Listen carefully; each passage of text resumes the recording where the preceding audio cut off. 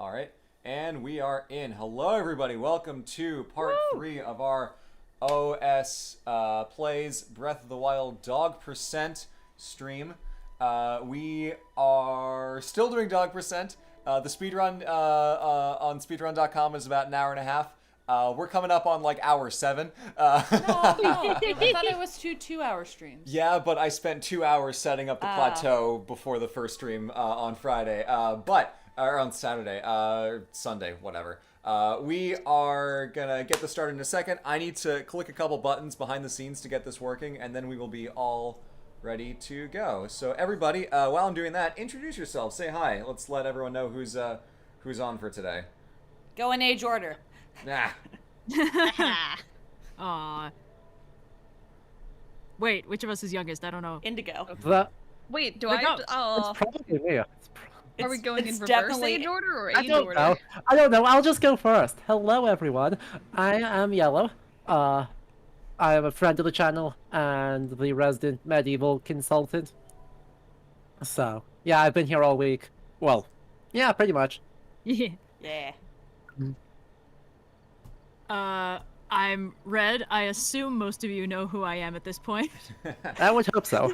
Well, it's rock, paper, scissors on which girl is talking. For example, I am Indigo. No, I'm kidding. My intellectual property. Anyway, I'm Cyan. Hi, I'm Indigo. I do the podcast and am notably not Cyan and also not Red. Yeah, confirmed. Are we supposed to explain why we're here? Not Red. We're here to see some dogs and punch some villains. That's the MO, I believe. It's also a charity stream. Yes. Yes, we are And also raising it money is for charity. The charity link is up. I'm trying to donate now, but YouTube is being finicky and it won't let me actually donate anything. So the charity that we're raising money this time for is Wide Angle Youth Okay, Media, here we go. Donate. which, Blue, correct me if I'm wrong, it's a charity out of Baltimore? Yep, charity out of Baltimore. And the connection here is that it's a much smaller charity than we're used to doing, but we thought it'd be cool to highlight some smaller charities that usually don't get as much play in these kinds of stream, but it's also hard to like find a small charity, so we kind of kept it a little bit local. Wide Angle Youth Media is run in part by a close family member of mine. Not nuclear immediate family, but like extended family. People you see every once in a while. People who probably come to the wedding. Yeah. Anyway, depending on timing, people's schedules Real quick, are, thank you are to wonky. Kim Jong-un for donating the first thing of the stream. Wow. $5. But a bit of a family connection. So Wide Angle Youth Media is a organization in Baltimore that does media education and like digital multimedia skills courses and training for young people all around Baltimore and all kinds of different communities. And it's super duper cool. We linked the website below. Check them out. They do really, really good work, and it's like multimedia. That's our jam. That's Wait, that's you our do whole media? I know, it's crazy, right? Yeah. We're branching out so far. Yeah, Absolutely wild. Okay, YouTube is making it difficult for me to donate, but I will make our starting donation No, here. Kim Jong-un will already beat you to it. Kim Jong-un has Yeah, bested there's me. no See, point now anymore. everyone therefore now has to continue to up Kim Jong-un. How many times can I say uwu before the stream officially gets started? They'll figure it out. Uwu. All right. Okay, Go. okay. There you We're are. at 1K. We are at We got 1K. it. We're in. Cool. That was me. Beautiful. And you've actually just got another $70 from other Heck yeah. donations. Flanagan Yes, Longstrider. Awesome. good. Because spelled with 2 Z's. Yeah. Magnificent. So, anyway, Wide Angle Youth Media, family connection, really great charity, does a lot of great work. I guess they're more of an organization than a charity, but they are fantastic. And if you want to support the next generation of people doing stuff like OSP, that's the way to do it, because people don't just, start creative things in a vacuum. They have to learn the skills from somewhere, and Wide Angle is doing a lot of good work to help people learn the skills to start them off on doing really cool things. And you're here because you like YouTube stuff. You're here because you think art and digital multimedia creation is important. So drop them a donation if you're feeling generous today. Drop a coin to the charity. Wide angle youth media. Oh, it even scans. Media. Whoa. Oh. I mean, kinda. Chat, stop spamming Owl House spoilers. I see you. Yeah, We know. We know what's up. Just stop. We know they did the gay thing, all right? Everybody knows. Leave it alone. Yes.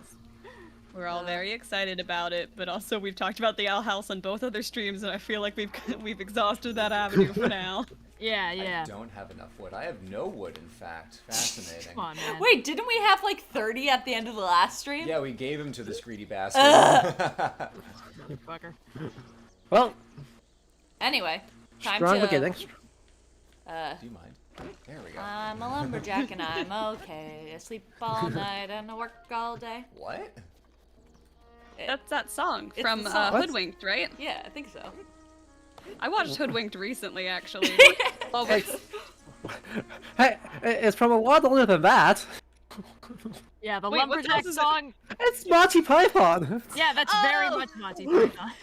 you're right. You're right. Sorry, I didn't actually know what you said. I was not listening. Okay. I'm wildly Well, so there's unfamiliar this with everything movie- that's happening right now. Hoodwinked, which I watched a lot as a kid, and it was in that sweet spot in the early 2000s where they were like, let's make every fairy tale, but now they're edgy, except it was made for Yep. kids, so it was still really fun. And Little Red Riding Hood was like a ninja or whatever. I don't know. I just remember it being really fun, and I watched it recently, and while the animation is terrible, the story holds up. But there's a scene in it where this actor who was auditioning for a lumberjack character is running through the woods singing about how he's going to become a lumberjack, and I, in my head, have been autofilling in that song from Monty Python, but I don't think that's what he sings in the scene. Interesting. Quick, everyone in chat, drop your favorite lumberjack adjacent song title. It's basically just ambient yodeling, you know? Yeah. Well, I've never watched Hoodwinked, but I did watch Rise of the Titans over the weekend. Does that have to do with lumberjacks? Oddly, no. Really? I Clearly, know. it's not as good as Hoodwinked was. Well, that's probably true, honestly. Wow, apparently there are actually a lot of songs about lumberjacks. There's They're folk Surprise. heroes. Oh, the Ballad of Yum Yum Hammerpaw. You're so right. Okay. So anyway, Ren, Everyone you needs were to watch saying. Wrong start Right, yes, today. the other media, yes. Rise of the Titans. Okay. I think I mentioned this last time we streamed, that Rise of the Titans was the final wrap-up movie for the Tales of Arcadia series that Guillermo del Toro had, I guess, created in some capacity and has just been running on Netflix for the last several years. And that I had heard it was bad, but I hadn't wanted to watch it, because if it was bad, I didn't want to, experience something bad. What but has then I watched that it stopped anyway. you before, Red? I know, but you don't understand. Someone needs to suggest it for her to do so then. She can't just, of her well. own free will, watch something bad, except for apparently you did. I did, yeah. I mean, You did. it's Many different times. if it's a thing I've already been watching. When I take bad movie night suggestions, it's because I want to watch something that I wouldn't think of myself. In this case, it had just been haunting the front page of Netflix for like a week, and I was like, I mean, if I don't front face page. my fears now, I never will. So I watched it, and it was so odd. There are so many baffling writing decisions in that movie that just completely threw me for a loop. The main one being that it ends with a time reset and resets everybody back to the very first episode of the first series, which was an odd decision. And somebody linked me an article where they'd interviewed the producers, and the producers were like, yeah, we didn't want to do the whole, it was all a dream ending or whatever, we didn't want it to not matter, so we made sure that it all really happened and the main character remembered. And it's like, yeah, but this is a show that's been built on the strength of the ensemble cast, and you just reset everyone's character development. Nobody else remembers it, so what's the point? And that alone, that's a really baffling decision on its own. There are so many others in that movie that I kept thinking of more of them. Where's my dog? Anyway. Dog shows up at the end. I know. Very end. Yeah, we could some hunt. We'll get that dog eventually. Yeah, when I saw your tweet, I was like, oh, it's the next day, and I'm still thinking about it. I was like, oh no. Yeah, that's Oh, a very no. bad sign. It's like there's so many layers of inconsistency. For one thing, the threats in the movie are these 3 giant kaiju. That's cool, okay? Whatever. Giant elemental monsters, I love that concept. Having our ensemble cast of heroes face those things off makes a perfect conceptual finale. The problem is everyone's power level is whatever it needs to be for the plot to happen. And the shows were pretty good at avoiding that narrative pitfall, but for the movie, it kind of felt like they were working on the first draft, you know, the one where you slap everything together just to make sure it's the right shape, but you don't polish it so the characters are in character and anything makes sense. Because initially, one of the kaiju is fully exploded. Like, there's a heroic sacrifice by one of the main characters, and they blow the thing up, and it crumbles into pieces. And they're like, oh no, what a sacrifice. And then it immediately reconstitutes itself and keeps walking. And it's like, okay, so they're physically indestructible. Cool. Okay, what are they gonna do? I don't know. And then later, that same kaiju is fully destroyed when it is impaled on a large spike, and that kills the person piloting it. And, so this I don't know why they kaiju did just that. required at least 2 people to die. Yeah, I guess. Well, the thing is, sometimes it's like damage to the kaiju is reflected on the person piloting it. Sometimes it's like they can shrug off being fully exploded. So, that kind of narrative inconsistency always annoys me, but it was just so jarring because it basically means there's no way to engage with what's happening because you can't, there's no internal logic. What happens is just what fits the most drama. There was a completely baffling narrative choice where they essentially decided to take the main character. Well, first of all, there's not supposed to be a main character. It's an ensemble show. There have been focus characters, but everyone has been getting some focus. And then they're like, this guy that we started with, he's now the hero. Everyone else is a sidekick. It's like, what do you mean everyone else? So that was already weird. But then he wasn't even the same character, like writing-wise. They reset his character development back to episode 1 of season 1. And then they made an interesting narrative choice. Where, if you have a character, like a hero, a chosen one, who has had a lot of problems because they always think that they need to be the one who fixes everything by themselves, you know, a standard hero complex thing, you would probably think that their arc is about learning that that is bad and unhealthy and not true. And that is indeed the arc that this character went through in the show. But in the movie, they were like, you know how we should resolve this arc? Actually having him single-handedly save the day. With no help from anybody else. It was just such a weird set of decisions. And I did tweet about it a lot, so I won't go down the whole list. But I don't know, it's bugging me, man. It's like, sometimes I look at a movie that's bad and I'm like, I know why this worked out badly. You know, like there wasn't enough time, or, you know, there was executive meddling, or they were building it by committee or something like that. I don't understand why this suddenly tanked in quality, because it had been pretty solid up until now, and it's like a lot of the same artists. I mean, oh my god, okay, sorry.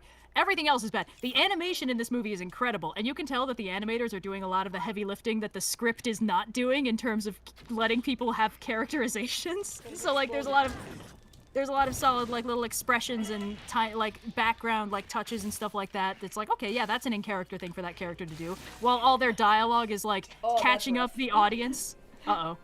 No, I just died. I need to get a monster part so that I can make a fireproof elixir so that I can go to... hit the bomb? I don't think a choo-choo counts as a monster part. No, Aw. there were exploding. barrels. Yeah, I could have done that. I'll do that this time. Sorry, my linguistic choice what of just happened. explodey boy Oh, good. didn't help. Yeah, I Well, just that really didn't like work at all. blue screen. I don't know what I know that we're streaming right now, but I just zoned out staring at like the corner of where the chat is updating for a while on my screen, and I heard voices talking, got in the but way. I've just now zoned back in. Well, welcome back to the land of the living. It's okay. I was spending most of the conversation trying to figure out, based on one picture with like 17 women in it, which one was getting married to make sure it wasn't a friend of mine. It was not. We are good. Well, Fascinating. sometimes it awesome. happens that like you have friends that you haven't seen in a few years, especially now with the COVID, that like you don't really know what's going on in their life, especially if they're not active on multiple forms of social media or any forms of social media. So then you're just like chilling there, and all of a sudden it's just like, heck, what is up? Why is there a wedding picture? Who's wedding? Yeah, Hoomst is getting married. And So how it's much like, trouble were am you I a in for not knowing? bridesmaid, or were you the bride, or did you just go to the wedding? Yeah, 'Cause exactly, It and- could be any one of the three. It's especially suspicious when it's like one person posts a picture with a lot of people and they only tag 2 people, and you're like, I'm assuming one of these is the bride. Yes. And then you find out actually it wasn't, because you scroll into the comments and it's like, yes, Charlotte's wedding was so fun. I'm like, you didn't tag Charlotte in this at all. What are you doing? Anyway, that's what being on Facebook is like when you're in your 20s, apparently. Cool. Now we got Terrifying, all we need thank you. for... You're welcome. No. I'm sure it I don't think I only opened gets worse Facebook the older graduating you go. college. I'm just there for the memes, man. And then occasionally Facebook is like, hey, you want to see stuff from your friends and family? I'm like, not really. I really just want to see more memes. I just wanted to see frogs. Like, that's why I'm scrolling through Facebook. I just want to see the frog picture. Like, anyway. Yeah. Ugh. Oh, wait, I need to go this Oy, way. oy, I need oy. to climb up the mountain. Heck. Okay. Mountain climbing time. Can't believe people Yeah. do this in an hour and a half. That's true. That's like they're doing boomy zoomies, they're doing BTBs, they're doing all kinds of like actual strategies and like techniques that I can't do. I can get a BT or I can get a wind bomb on a good day, but that's not gonna But be see, enough. if you do the skip where you don't activate the day-night cycle, then it's always a good day and also Oh, yeah. always a bad day. Ah, Also, a couple people in the chat are asking, new charity. Indeed, this is a new charity. Yes, new charity, Wide Angle Youth Media, charity doing youth media and like digital production skills education for youth all across different communities in Baltimore.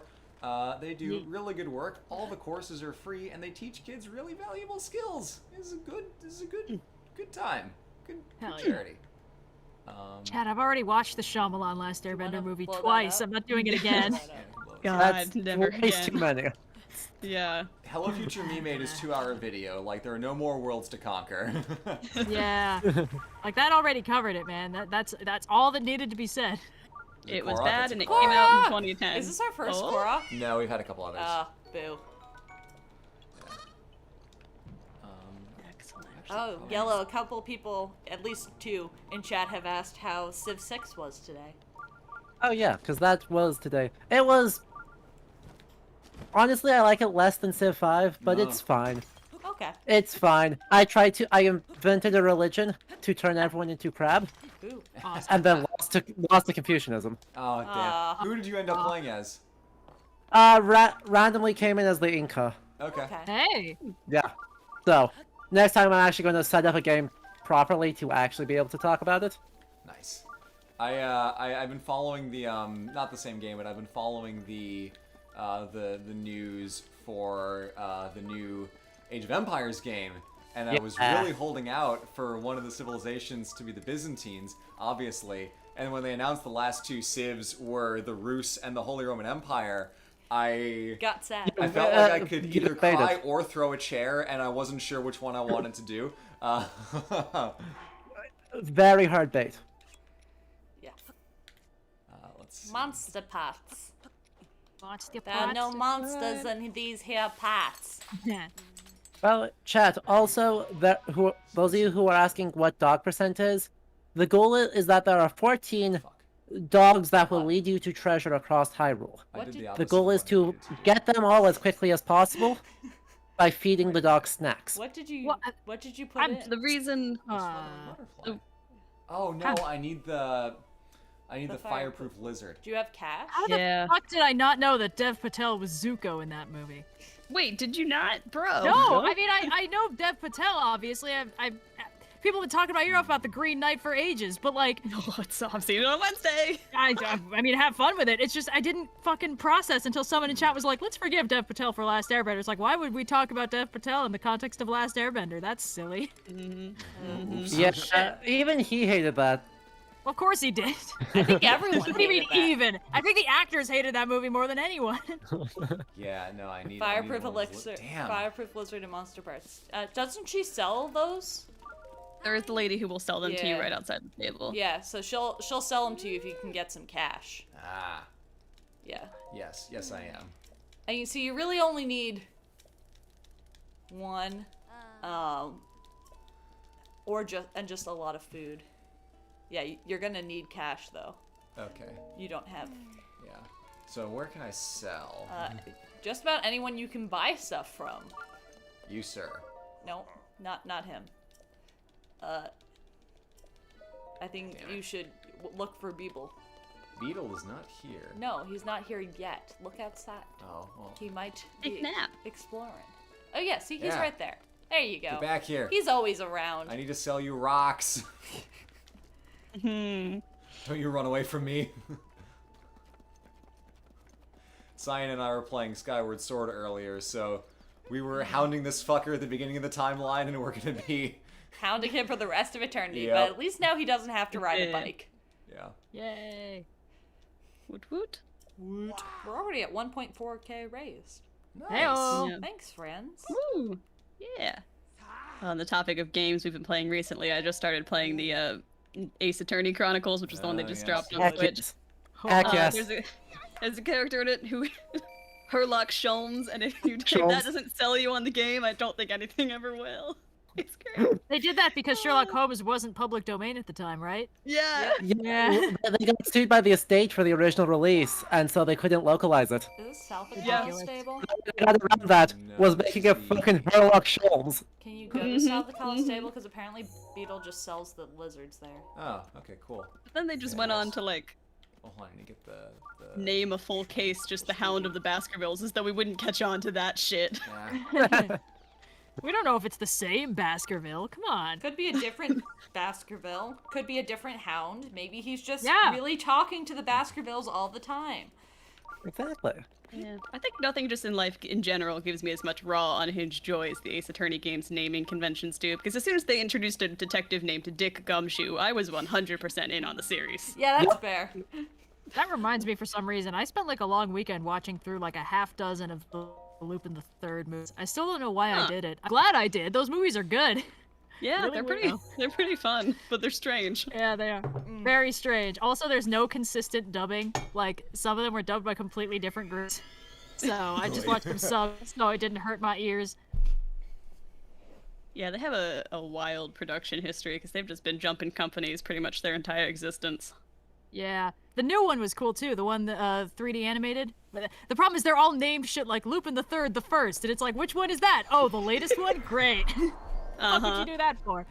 So fun. Has nothing on the Kingdom Hearts video game titles. Yeah, yeah. Lupin the Third, 3.5 over 2 days. Yeah. God. How do you think you're sitting in a writer's room, right? You guys are you're spitballing, you've got all these like working titles you've been going on, because products are rarely, video games and movies and TV shows are rarely actually named until well into their development, like right before the Yep. release. So like,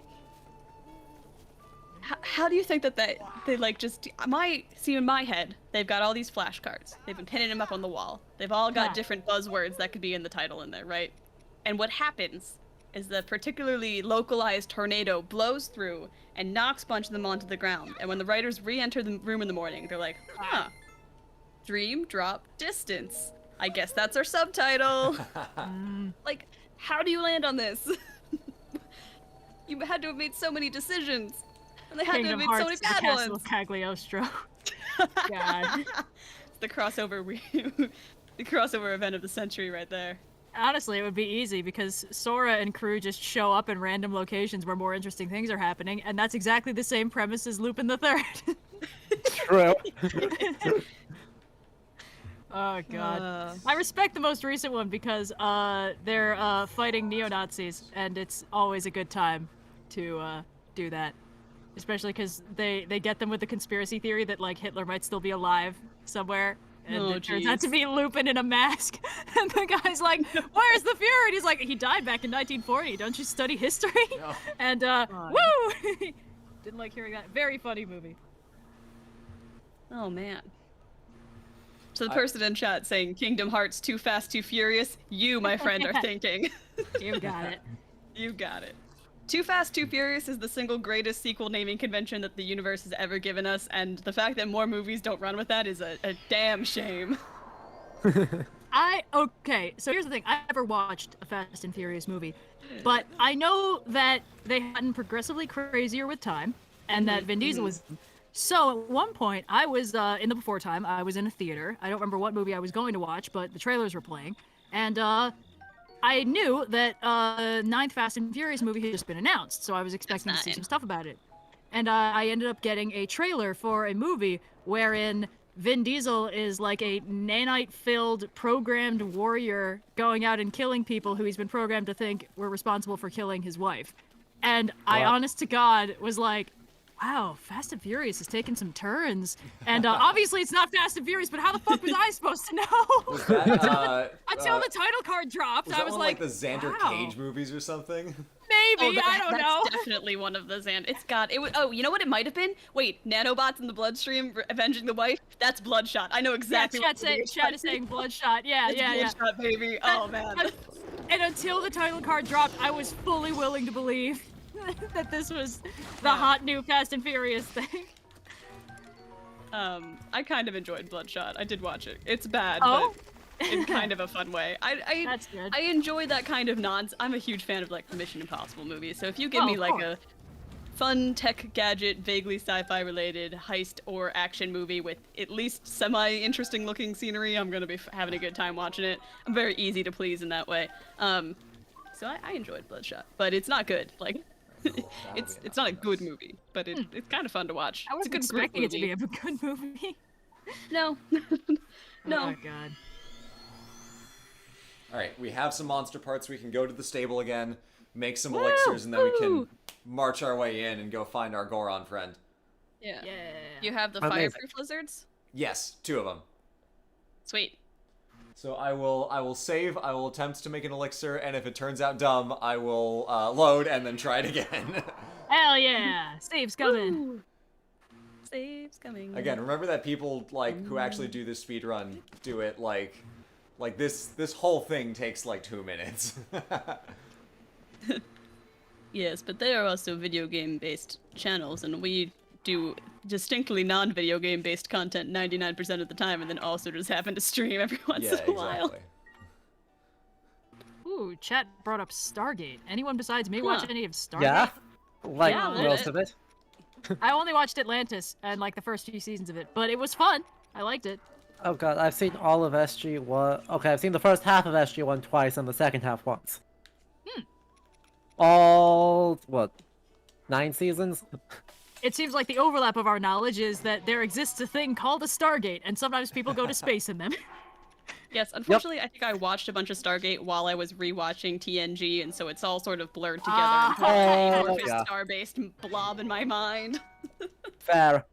Stargate has more of a modern military SF feel than Yeah. TNG. Yeah. Everyone's Yeah, very it's legit totally and was. like makes pop culture references and stuff. It's completely surreal.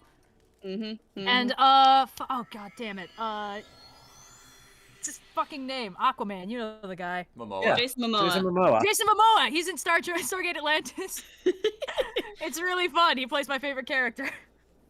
Nice. He's got a bunch of Fitting. knives just on his person at all times, and if there's a character who fits that archetype, they are guaranteed to be my favorite. Yeah. I used a clip of that in the Big Guy video, and everyone was like, "Yeah, you remember that bit in Stargate Atlantis?"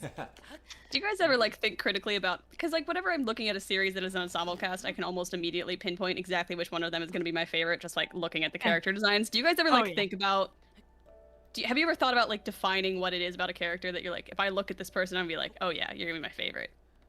For me, it's not visual design, but usually as soon as they start talking, I can tell who it's going to be. Mm-hmm. Yeah. For me, it was when in Castlevania when Alucard had the coat. I knew that he was my favorite. Blue is easily satiated by cool coats. Yes. Hey, cool Good coats fashion choice. are top aesthetic. And then Volante Design made that coat, and I bought it. Hell yeah! Shout out You're to preaching our as boys a at choir here, Volante! because I thrifted a Columbo-style trench coat Of earlier course. this year, and I just wore that for months straight, just in my apartment. No, I think for characters, I got bored at work the other day, and I made a Venn diagram, which we don't need to dive into that psychology of that too much. But I was like, well, here's the three because every character I like the most from a series falls into one of 3 categories, or they have some broad overlap.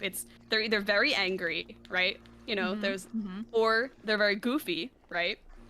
Or they're an early 2000s emo hot boy. And I'm using hot boy as a gender neutral term here because it also includes like Sam from Danny Phantom and like Kira course. from the Power Rangers. You know, it's any goth of the early 2000s, really. And if they fall anywhere on that Venn diagram, they're probably my favorite character in any given series. So, Trevor Belmont. Yes, Trevor is Trevor right Noah. smack dab. The dead center of that Venn diagram. The center of the Venn diagram is like Racer X, Trevor Belmont. No, please continue listing. Yeah, who's number Oh, 3? let me. Well, it's not like a ranking. I'm pulling up the PowerPoint slide where I made the chart in because I Oh don't my remember God. exactly where. Amazing. In a PowerPoint? Of course she has a PowerPoint. Oh, please. Yeah, this I'm is not- Indigo we're talking about. That doesn't surprise me in the I was slightest. gonna say, do you not have a PowerPoint about specific characters and why they are your favorite? I needed a program to make a Venn diagram in, and this felt like the best way to go about it. Yeah, because, you know, like the goofball circle, pure goofballs, we've got like our like X-Men Evolution Kurt Wagners, our like Raw Unstoppables, right? But in the goofball early 2000 emo hot boy overlap, you've got like Casey from the Ninja Turtles, but in the early 2000s emo hot boy pure circle, you know, War and Peace of Sky High, Kevin 11, good. Kevin Levin, and of from course, Danny fuck Phantom. Kevin Levin. Yeah, of course it's Kevin 11, man. No, listen, man. We have similar tastes. I just wouldn't make a Venn diagram of it. Mama didn't would raise no expose bitch, myself. okay? I do my research. I do my research. The thing is, for me, I always have a favorite character in any piece of media. It's just there's really usually not much of a pattern between them. And it sometimes changes which the one favorite is over time.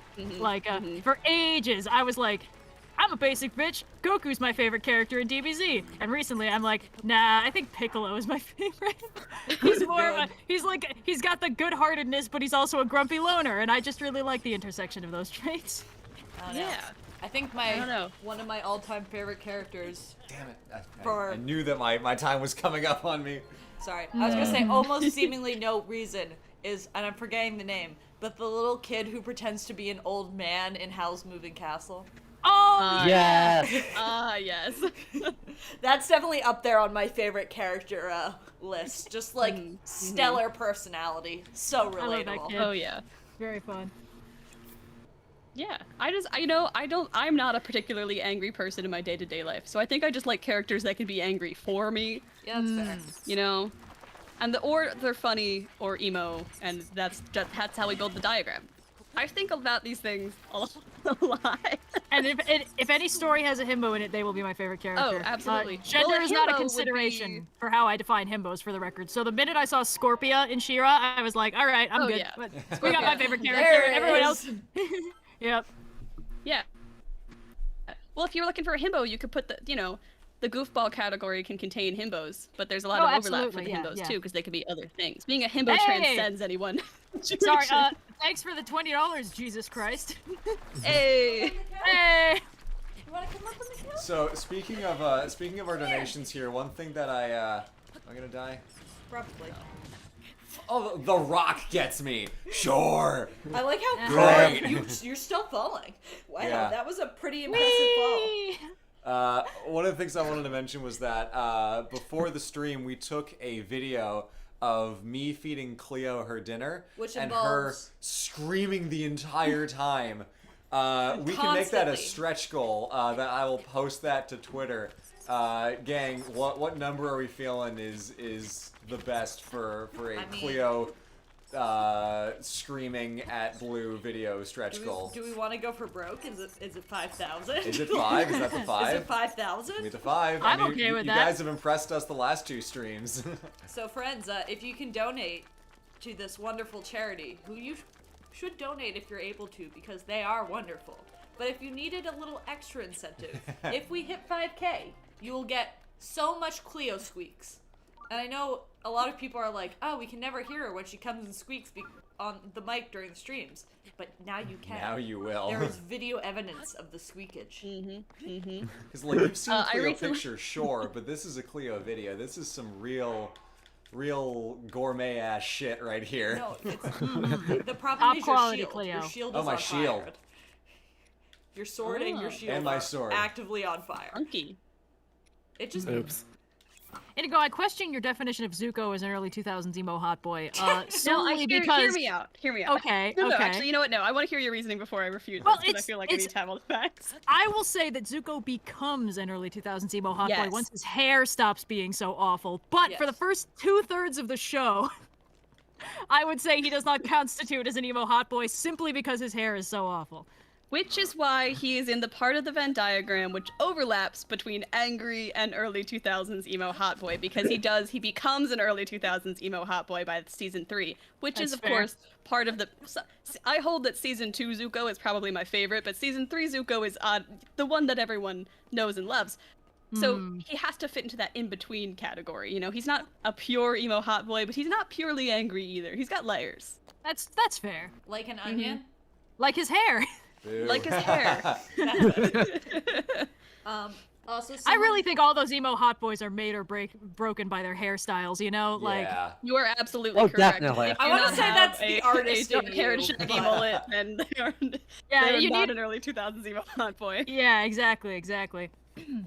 I'm dropping my Venn diagram in the Discord chat in Oh, case anyone God. would like to refute my claims. I mean, I have no legs to stand on to refute any of your claims Okay, because hold on.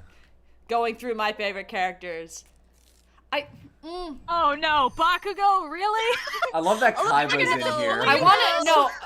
The only one angry. the only one I have an issue with is Han Solo. He is not a goofball. Yes, he is. How about we Are you address the kidding me? Squirtle No, in this diagram? he is Wait, the wait, butt of wait, a no, joke. no. He is not a goofball. Okay. He is the butt of The the joke. Squirtle in the with cool movies. sunglasses is 100% in the right spot. The Squirtle with cool sunglasses from the Squirtle Squad episode Oh, yeah, of Pokemon no. Indigo League is absolutely in the correct spot. That is He's exactly in the between right spot. It is Early 2000s emo Okay. hot boy and angry, and I will not accept any other opinions on that particular point. Indigo, tweet this underneath the stream announcement so that everyone in chat can see it. No. Tweet it if we reach 2,000. Okay, if yeah, we there we reach go, there we 2000, go, there I will we go. drop the Indigo's Venn diagram, and I should preface out, it's my personal characters I like from these series. This is not Indigo. the characters that are the best in a series. It's just my personal opinions, although it is, Indigo, I think, stop apologizing. scientific. You are spitting straight facts, and do know, not I'm let them starting to look realize- otherwise. Our respective Venn diagrams, had I had one, would have significant overlap. However, it's interesting to me that yours in the pure angry category are so categorically not mine. I think my circle wouldn't be angry. It would be himbo best friends of the protagonist, because that's where you get your Kirishimos and your Joey Wheelers. Okay, I almost put Joey Wheeler on there, but then I had to go back to like Indigo in the early 2000s, and I had to think to myself, okay, Indigo, when you were watching Yu-Gi-Oh as a kid, who was your favorite character? And while Joey Wheeler was a very close second, unfortunately it was Kaiba. Trying to now think of And like It's regretable. who were Jo- my Joey early was the top 2000s favorite characters. What did I watch I- in the early 2000s that wasn't like children's You're media? rapidly approved. It's I'm trying to easy think for if me there's... because I didn't. Just didn't watch media in the early 2000s. Oh man, I got so many. I had a very deep anime phase in the mid 2000s, and so there's many characters that are not on the Venn diagram that probably should be, because they were from shows that I watched like one season of in 2010 maybe. I feel Okay, I worry wait, hold now on. that, Allow me to pause it. Early Yes? 2000s emo hot boy, Samurai Jack. Fuck! Well, I was gonna say that unfortunately I think Matrix from Reboot technically constitutes as a 90s emo hot boy, so I really don't have as much moral high ground here as I thought I did. I'm trying to think of like I really can't, because like, so the problem is I had a bunch of little siblings, and when you have a bunch of little siblings, children's media is on in the household for way too long. But who would be my early 2000s emo hot boy? I'll think about it. Really? I'll get back to you. War and Peace is a good poll that I War think and people don't Peace put in is a a lot. good War poll. and Peace from Sky High. War and is Peace is a classic. good You know poll. what? I would. I feel like a lot of this overlap is just they're like cranky and cruel on the outside, but if they like you, they really like you, and it's heartwarming. Like that seems to be a major like unifying factor in a lot of these characters. Like they're loners for some reason, but if they Forgot like about you, that. they really like you. I In just fact, want to I bring think a that might gang. technically fit every single character on this entire diagram. You can make your own Venn diagram if you want. No, why would you do that? I feel like if I had to pick, You gotta post it now. if I had to pick Oh, like an oh. angry character from Sky High, though, I would probably pick Layla. I mean, Layla's a great character. If you for more on Sky High, check out the Movie Struck episode about Sky High. But Wait, you did a movie Struck on Sky High? How did I miss that? It's the third episode. It's the only exposure with one I of the have to Greens, Sky High. I've actually. never watched it. Oh, Red. What? Red. What? You've never seen Sky High? No, I have other things going on. Even Oh, I've well, seen add that. it to the list, man. It's going. Put it at the Oh top. wait, It is Indigo. last. Uh, Yeah, I'm tweeting it right now. Okay. Just checking. Well, now we have Oh to wait, pick a... Raven from Teen Titans. Raven Oh, from Teen yeah, Titans Raven from Teen is, Titans. Yeah, she's early the mix 2000s between emo hot boy angry for and early sure. 2000s. No, she's the mix between angry and early 2000s emo hot Yes, boy. but unfortunately, Raven from Teen Titans was not my favorite character on the show. Beast Boy was my favorite character on the show, who would be Okay. Goofball. So you Solid have notable- goofball. Yeah. I didn't complete this Venn diagram before I created it. I just sort of made it and then was like, Yeah. okay, this is a fun foray into just delving into my psyche. I'm trying to find the tweet. I should just search OSP. So it's not every show I've ever seen. It's just the first character that popped in my head while I was making the chart. Okay, here's the tweet. Comment. 2K, go team. Good. Yeah. Good stuff. I'm trying to figure out where Terry from Batman Beyond fits on this diagram. He's Mm. kind of in the middle, I think. I feel like he's very much early 2000s emo hot boy. I don't Oh, think he is, but, goofball like, or or angry describes him enough. Well, No, but yes, man, but he's is he quippy bold? and he's motivated by his dead dad. I mean, Remember? I mean, half of the early 2000s characters are motivated by their dead parent in some way. What, does that Going invalidate their back to feelings? Sky High. Anyway. All right, we're getting this retweeted, baby. Oh Heck. no. It's happening. Quote tweeting. You cannot hide. You cannot hide your tweets from me. I like that War and Peace just literally looks like a live-action Kevin Levin. He does just look like. Listen, there was his Casey Jones from the Ninja Turtles also kind of just looks like a cartoon War and Peace, but older.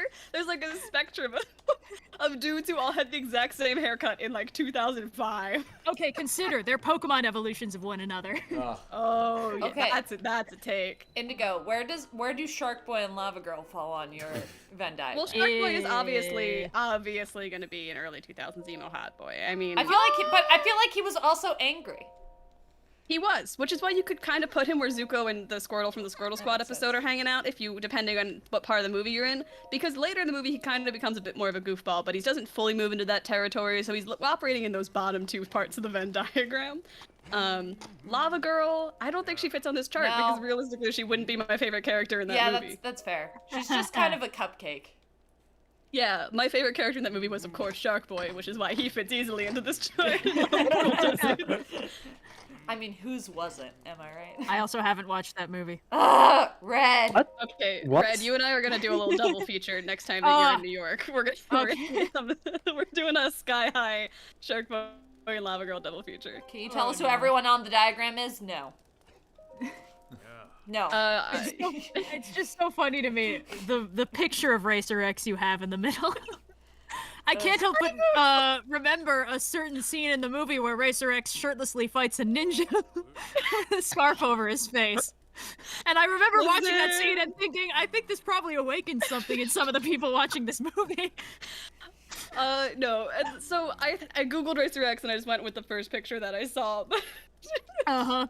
But I had a discussion with one of the Greens actually, because he was like, "Oh, well, are you doing Racer X or are you doing Rex Racer on the diagram?" And I was like, "That's a very good question because As we all know, they're completely distinct characters. Well, I would argue that Rex is quite goofy, whereas Racer X falls more into the angry category, which is why he's the perfect center, because when you consider Rex becoming Racer X, then he fulfills all three parts of the categories, but if you consider either aspect of his persona, then it doesn't quite work in the center. Oh, It's cool. I put a lot of thought into that one. I can tell. It's right in the middle.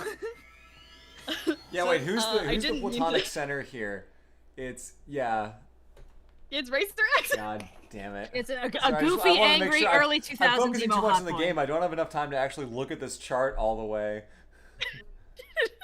I am so sorry that I have taken us down this rabbit hole. Here, Honestly, I'm I thrilled. can run if you want to, like, No, go I'm- down the. I'm good. I don't have enough media examples in my head to fill out the chart. Oh, I went to the wrong one. Wait, where's I have the Terry terrible Townsend Oh, was you awareness could there. totally that I- put all of, like, the prequel characters into that chart. I also feel like there was a stretch of about 8 my years God. where every shonen protagonist would fall in the exact center of this chart. Like My all, chart- all the You are absolutely correct. all the knockoff Ichigos after Wait. Bleach No, I started want to hear getting Boo's big. opinions My, on this. my chart would just be different placements of Obi-Wan Kenobi based on his different iterations. So, for instance, Clone Wars Obi-Wan Kenobi in the 2003 series is so much more of a goofball, whereas, Yeah. like, episode, 1 Obi-Wan Kenobi A little bit angry, especially after the Darth Yangy. Maul fight. A little bit early 2000s emo Little hot bitter. boy. A little bitter. But yeah, the 2003 Clone Wars season Also- 2 is like peak Obi-Wan Kenobi. That is the Also- platonic doesn't- ideal of Obi-Wan Kenobi. It is. I think I would have an Doesn't the entire same series Star- Anakin? Oh, sorry, go ahead. Doesn't the same series Anakin just sit in the center of this Venn diagram too? Fuck, he does. Mister! He's exactly in the middle. In the second season, he looks a lot cooler.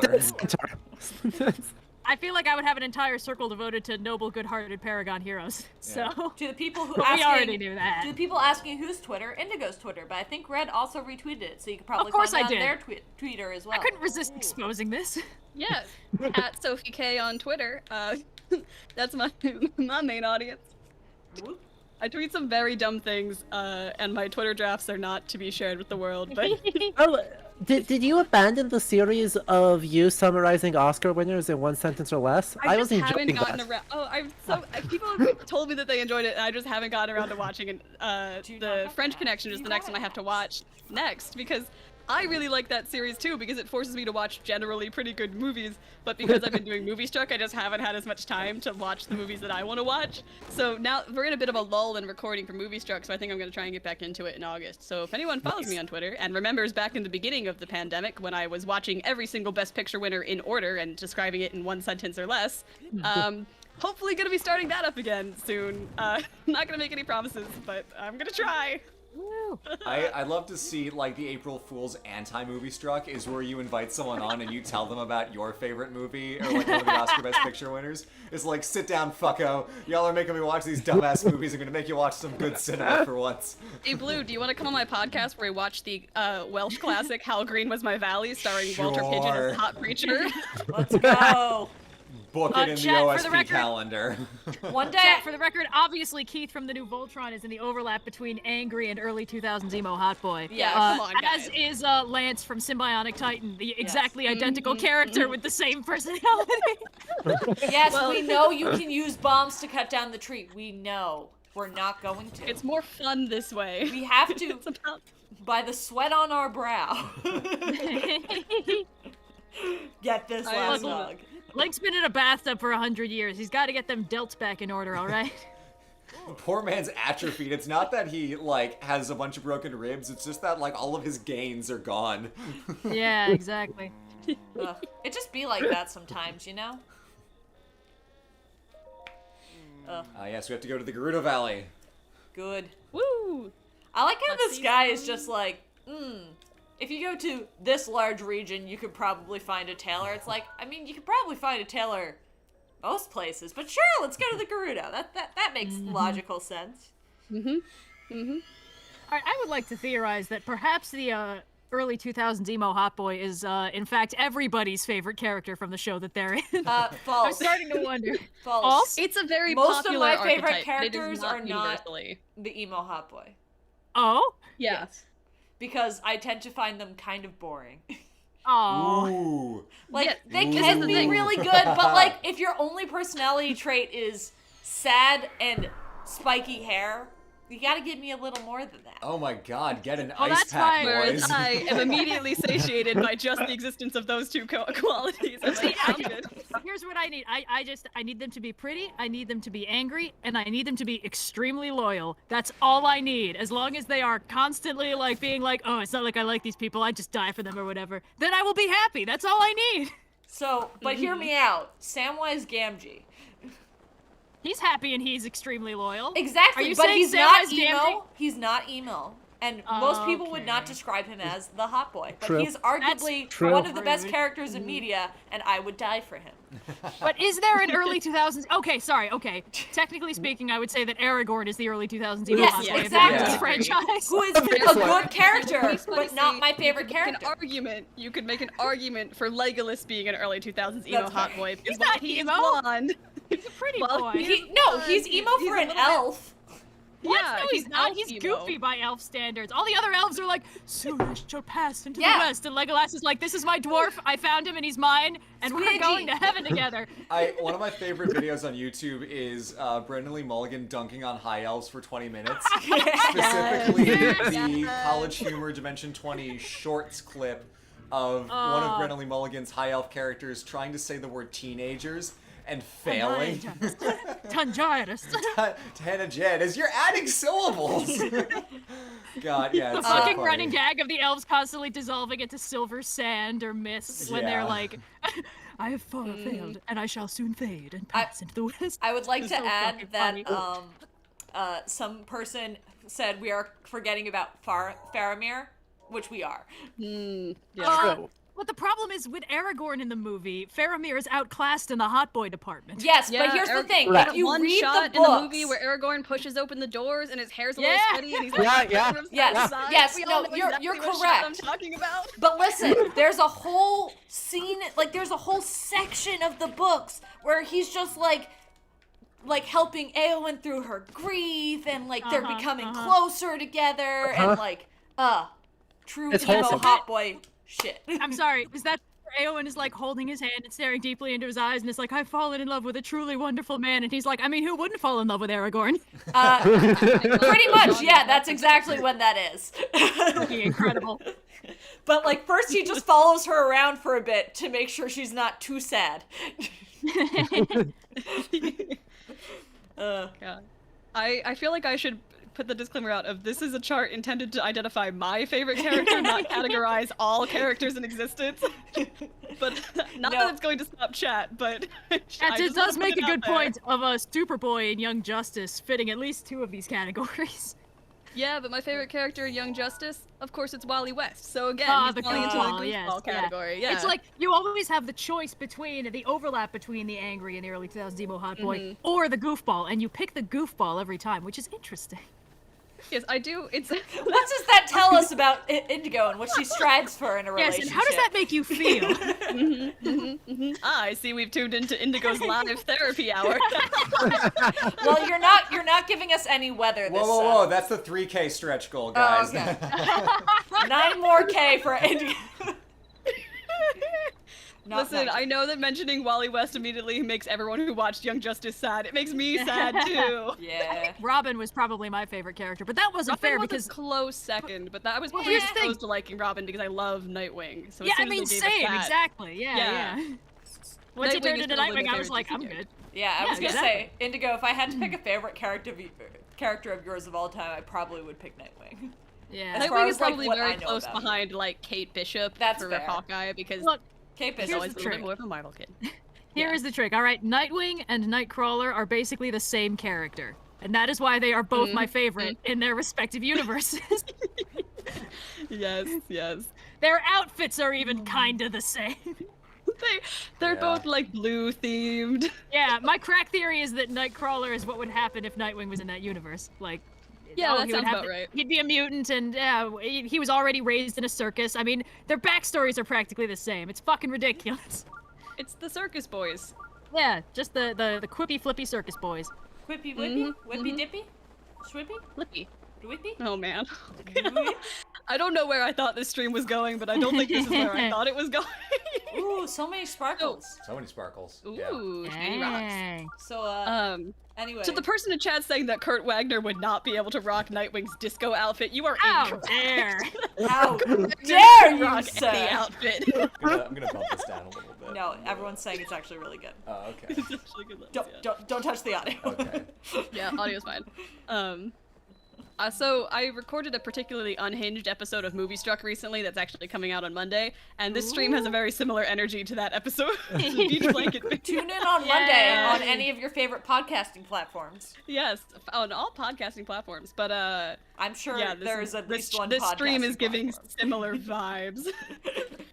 Can you can share listen to what the it is, or overly is that a straight- secret?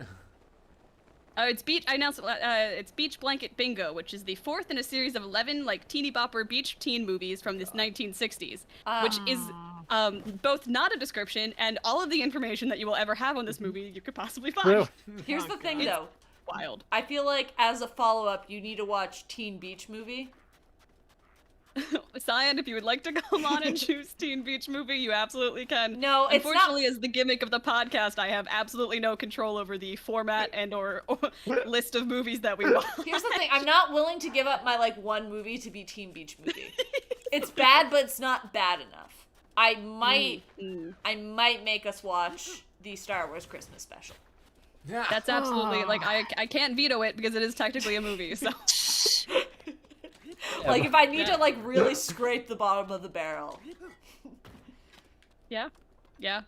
I'm sorry, I mean, it just do occurred to you? me that Rogue also fits in the category of early 2000s emo, hot boy, and Angie.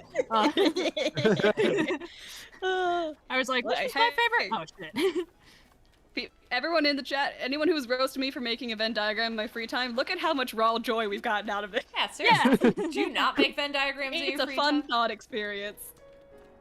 People are very impressed apparently that you watched Speed Racer with your dad. Yes, well, he was actually the person who made me watch Speed Racer back when it came out in 2008, because he liked Speed Racer a lot as a kid, like the anime, and then he was like, oh, they made a movie of my favorite shows from childhood, my children, please, we're gonna come watch this. And then he bought it on iTunes, because that was a thing that you used to do back in the day, is you would buy a movie on your iTunes library, and then you would watch it anytime. So I watched Speed Racer on iTunes a lot as a kid, and then he mentioned, it was his idea actually, because I was like, telling him about the podcast, and he was like, oh, you have a podcast? And you bring on random guests? And I was like, yeah. He's like, you should do a Father's Day episode with your dad. And I was like, Hey. you? And he's like, yeah, we can watch Speed Racer. And I was like, okay, sure. Good. Beautiful. Hello, where are Someone's we at the wondering where I dog got count? it We have from. one dog left and it's going to take us almost the whole stream. One dog left. Oh, A friend of mine did put together a PowerPoint presentation of her various fictional crushes. I once had Oh, to So, Red, is this someone that I know? I think it is, yeah. Oh my god. So part of I did something similar a while back because I was the only single one in my friend group, and I was like, I need to make a way for you guys to scientifically analyze who you should be sending my way, like at the club and stuff. And so I did, you know, the diagram that's all over Tumblr where it's like jock, nerd, prep, goth on the 4 points. Yeah. Yeah. So I did that, and I did 10 like childhood crushes and then 10 like adult celebrity crushes, and I compared how the charts had changed over time. So it like, you know, how it moved from like I was a child, Indigo was more into like the emos or the goth nerds, and then as an adult now it's more evenly spread between prep and goth, but it's still trending nerd. And that was my first PowerPoint, and then we moved on to the Venn diagram. I love it because every time I see one of those presentations, I'm always like, the only way I can possibly react is being like, yeah, that makes sense.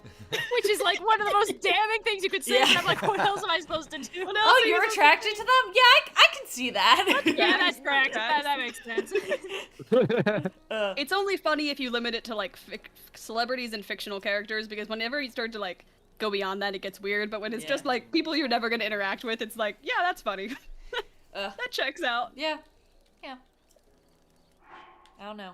I mean, I'm starting to 30 realize bottles of that there's a distinct lack of fictional crushes from my childhood that I could pull on.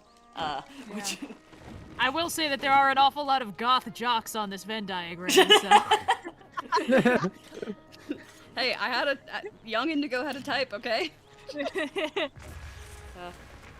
So what we really need to do is we need to actually like take everyone's rating for every given character and put them on a scatter plot, and then you'll find the actual average. Oh my god. The average crush. yeah, see, blowing this up with bombs is so much slower. It's like, just use a fucking sword. It's what they were invented for. Boom, boom. We didn't yes, learn how many wood lumberjack chopping. songs there were for you not to be chopping wood, Blue. Yeah. So anyway, unrelated but kind of having to do with lumberjacks, my siblings have decided, there's always like one song every summer, because I don't get to see my siblings that often, we live fairly far apart from each other, but there's always like, we get together in summer and they always decide on one song that they're just going to be obsessed with for the entire trip, and usually it's like a newish pop song, so I was thinking, like, because I know they like a lot of like the album Sour, so I was like, oh, maybe they'll do that. No, they chose International Harvester, which is a country song that the whole premise is that they're an international harvester. I couldn't have guessed that. Yes. Yeah. So, see, that has been playing through my head rent-free for about a month now. And if anyone has a better song that I can replace it with, please let me know. And I understand that the answer is any song, but... I'm just wondering if, you know, like, sleeper agents ever get their activation song stuck in their head Right. for like a week, or just like randomly murdering people. Like, oh damn it, that opera's so catchy. I love that train of thought, because that sort of implies that like when they're activated, it's just the song being stuck in their head, you know? Yeah. Like, All right, everyone pick your sleeper agent activation song. Mine's definitely SOS. oh, I just got the Reese's Puff jingle out of my head. Please don't. Hey, Mr. Dog, gonna get a treasure from Dog? you later on. Is it our lad's time? Is the dog there? No, not ready Okay. yet. Not ready yet. You can get the intro cash from the rich dude on your left. Because remember, he gives you a big deposit, and then if you Oh, actually do what? the thing, he get This guy? talk to Oh, him. yeah. So he'll give you like a lot of cash to start the quest, but then he gives you a lot less when you finish the quest. So you can just get the down payment from him. Yeah, and then now you have cash, and then you just never follow up with him again. Oh, wait, Ah. hold on. Hand. There we go. Okay, cool. Yep. Okay, cool, whatever. Don't care. I'm gonna just farm a bunch of this nonsense for a little bit and try not to get murdered by guardians. Like an international harvester. Yes. Blue versus the Guardians. Do do do do do. All right, what incentive do we have for 3K? We don't have an incentive for 3K. All we've been talking about is the incentive for 2K for the last, like, hour. Bro. So I'm sorry, but I'm not sorry at all. You know, Hey, I this is why the apologize for incentives are being who I am. Yeah, let's see. All right. If I No, had but- known that this bit was gonna run as far as it did, I would have talked with you all beforehand and gotten everyone's Venn diagrams made, but we didn't have time for that. Maybe next time. Dude, I don't have enough energy to make a Venn diagram. I barely have enough energy to make a muffin. And I have just an eclectic mix of characters that I think are interesting when they interact with other characters, which is not the same thing as a fictional crush. It's like, My I Venn just think they're diagram's neat. just a circle, and the top of the circle just says himbos. Yeah, basically. It's just like a Himbos and picture their of cranky Princess best Scorpia, friends. and that's the whole diagram. That's the thing. It's gonna be himbos and the cranky best friends they're maybe in love with. That's all of them. 4K goal. Yeah. Everyone quickly gives their Venn diagram with just one person for category, except for Blue, who is working, who's doing the hard carry on the stream. Blue, who is actually playing the game that we're streaming. It's okay. Yeah, but he's also being spared from this embarrassing No, because conversation. the thing is, we all know Blue's Venn diagram, and it's just a combination of Obi-Wan Kenobi and Henry Cavill. I was gonna say. Yeah, let me just like make my periodic declaration that I was on the Henry Cavill is hot train way before all of you fucking plebeian copycats. This like comes up on a regular basis in our normal Yeah. everyday conversation, which is funny because you're not usually like, I was on this train first, but Henry Cavill is the hill you will This die is on. the one thing that I was Real talk, genuinely though. like, I was light years ahead of the curve. No, I can confirm. You were discussing this back in high school. Fucking I don't smooth doubt brains. that you were discussing it, but I actually think I kind of disagree with you because I don't think Henry Cavill became hot until he started being on The Witcher because that gray hair does something for him. You know, That it's is just interesting. different. See, he would disagree with you. Superman has never been hotter than when Henry Cavill was playing him. That's- Sit the fuck down, Indigo. Someone said, but what if Obi-Wan was played by Henry Cavill? that would be a little weird. No, I think. no one can touch Ewan McGregor's performance. Yeah, I've got to lay down the Yeah. line on that one. Yeah, no. It's- Ewan McGregor and Henry Cavill are both very beautiful in completely Yes. incompatible ways. Someone said they need Ewan McGregor. Blue's take on Henry Cavill building a PC. Oh, it was lovely. It's, was it's pretty wholesome, fun, yeah. good content. And the fact that he just happened to get injured on the Witcher set when... Just before he happened to get his PC. Yeah. Okay, real question. So obviously, like, Ewan McGregor only Obi-Wan for us, Henry Cavill only Witcher for us. Right. Could Henry Cavill do Rodney from Robots? Because that was also Ewan Oh. McGregor, and I think that only Ewan McGregor could pull that one off. That might be too niche of a pull. Honestly, I don't know. I- if people on the stream have That's seen a pretty Robots. neat. Yeah, Here's the weird I don't thing. think I actually have an opinion on that because it's not a I character don't that have an means opinion a on lot that. to me. Here's what's gonna sound absolutely awful. I am always too distracted by Henry Cavill's jawline to pay attention to what his voice sounds like. So I can't even call it up in my head. And this is what I like do for a living is the voice stuff. And I'm like, I know his voice is deep, and that's all I got. That's it. You got it right there. You got it in one. Oh god. Fuck. I saw an article that apparently Henry Cavill forgot what his voice instructions for Geralt were on set, so he just kind of like improvised something gruff and gravelly, and the director's like, ooh, do that. Actually, we're gonna reshoot the entire like 3 episodes we've already shot so far with this new voice. It cost a significant amount of money, and it was the correct. Wow. It was the correct right choice. I mean, that's probably the least awkward way to say that was the sexiest thing I've ever heard, and I want to hear it all the time. No, see, that's the professional. Like, you know how there's like business lingo for what you want to say when you work in an office. Like, per my last email is Yeah. read, Copy. you dumb bitch. Yep. Yeah, so that's Just following up. yeah. Just wanted to make, or like one of my personal favorites is, hey, so I actually attached that in a previous email, but it might have gotten lost. So here it is again, just in case. You blind. Yup. Let's I guess Absolute- line about this so that we can gossip about the meeting we were just in. I think here's the thing. Chat's been saying things like, "Hey, would it work if Henry Cavill played this other character, this other character?" I don't think you guys understand. Henry Cavill is pretty in an incredibly baffling way. Like, you cannot just cast him as a character because you will always look at him and be like, "That is the tallest, buffest man in the room." Like, who animated the Greek statue while I wasn't looking? Like, you can't just cast him as a normal character. He's got to be exceptional in some way. Yeah, like Casting him as Superman. Galatea, who? No, but like here's the thing though. I do want just Henry Cavill playing with dogs as like a feature length film. True. Oh no, me too. Yeah. Right, But, like, right. He could do a good number in the market of incredibly buff dudes playing a very non-typically masculine role. Oh, absolutely. Here's actually a him thing. and No, Terry get the radish. Crews. You need that radish. Oh yeah. Henry Cavill was once asked of a role that he would like to play in a historical movie, and he suggested that he would love to play Alexander the Great, even though he said he recognized he's probably a little too old for the part.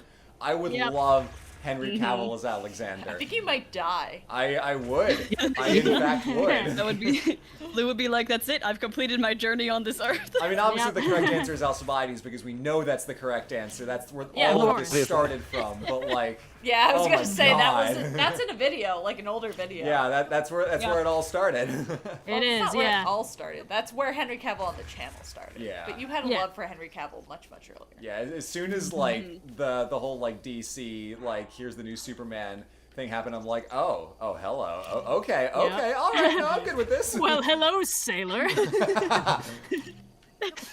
Oh god.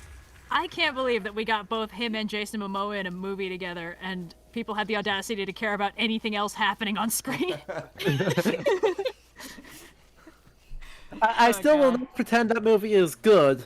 Oh, no, but no, my no, no. God, it's incredibly beautiful in that movie. Here's the thing. Here's what I'll there say. are Okay, some I movies watched- you just need to watch with the sound off. Like, Oh, yeah. But here's Oh, what yeah. I'll say. Having watched the Snyder Cut, the Snyder Cut is not terrible. It's not even bad. It's not great. It's fine. But fine is so much better than the theatrical release was. I can't even be mad. Okay, everyone get ready to wave hi to the horsey. Yay! Heather Russ Yay. Nuts, who's been dutifully Is standing. that how you say that? I think so. Who's been dutifully standing on the edge of a cliff for like 4 days in game time. Listen, he was a wild horse. He's just been wandering around getting some snacks. He comes when he hears you coming Yeah. in, like runs to the door. God. Just wants a pat. Ugh. Anyway, Henry, that's my answer. Yeah. Henry. The rest of the channel is just a blank space with arrows pointing to the middle. The Venn diagram is just like you're either on the Henry Cavill side or the Ian McGregor side, and if you're neither of those people, you're not in the diagram. Oh, no. Lou's diagram is just 2 dots. It's a circle. McGregor, you know, it's interesting. Like, he does such a good job as Obi-Wan that I kind of forget that he's an actor with range, but he Yes. was really good in Birds of Prey. Yeah. Like, In Birds of Prey, in Moulin Yeah. Rouge, also in Robots, which again, I feel like we bruised past. I I guess we Alright, know what 3K. Indigo's.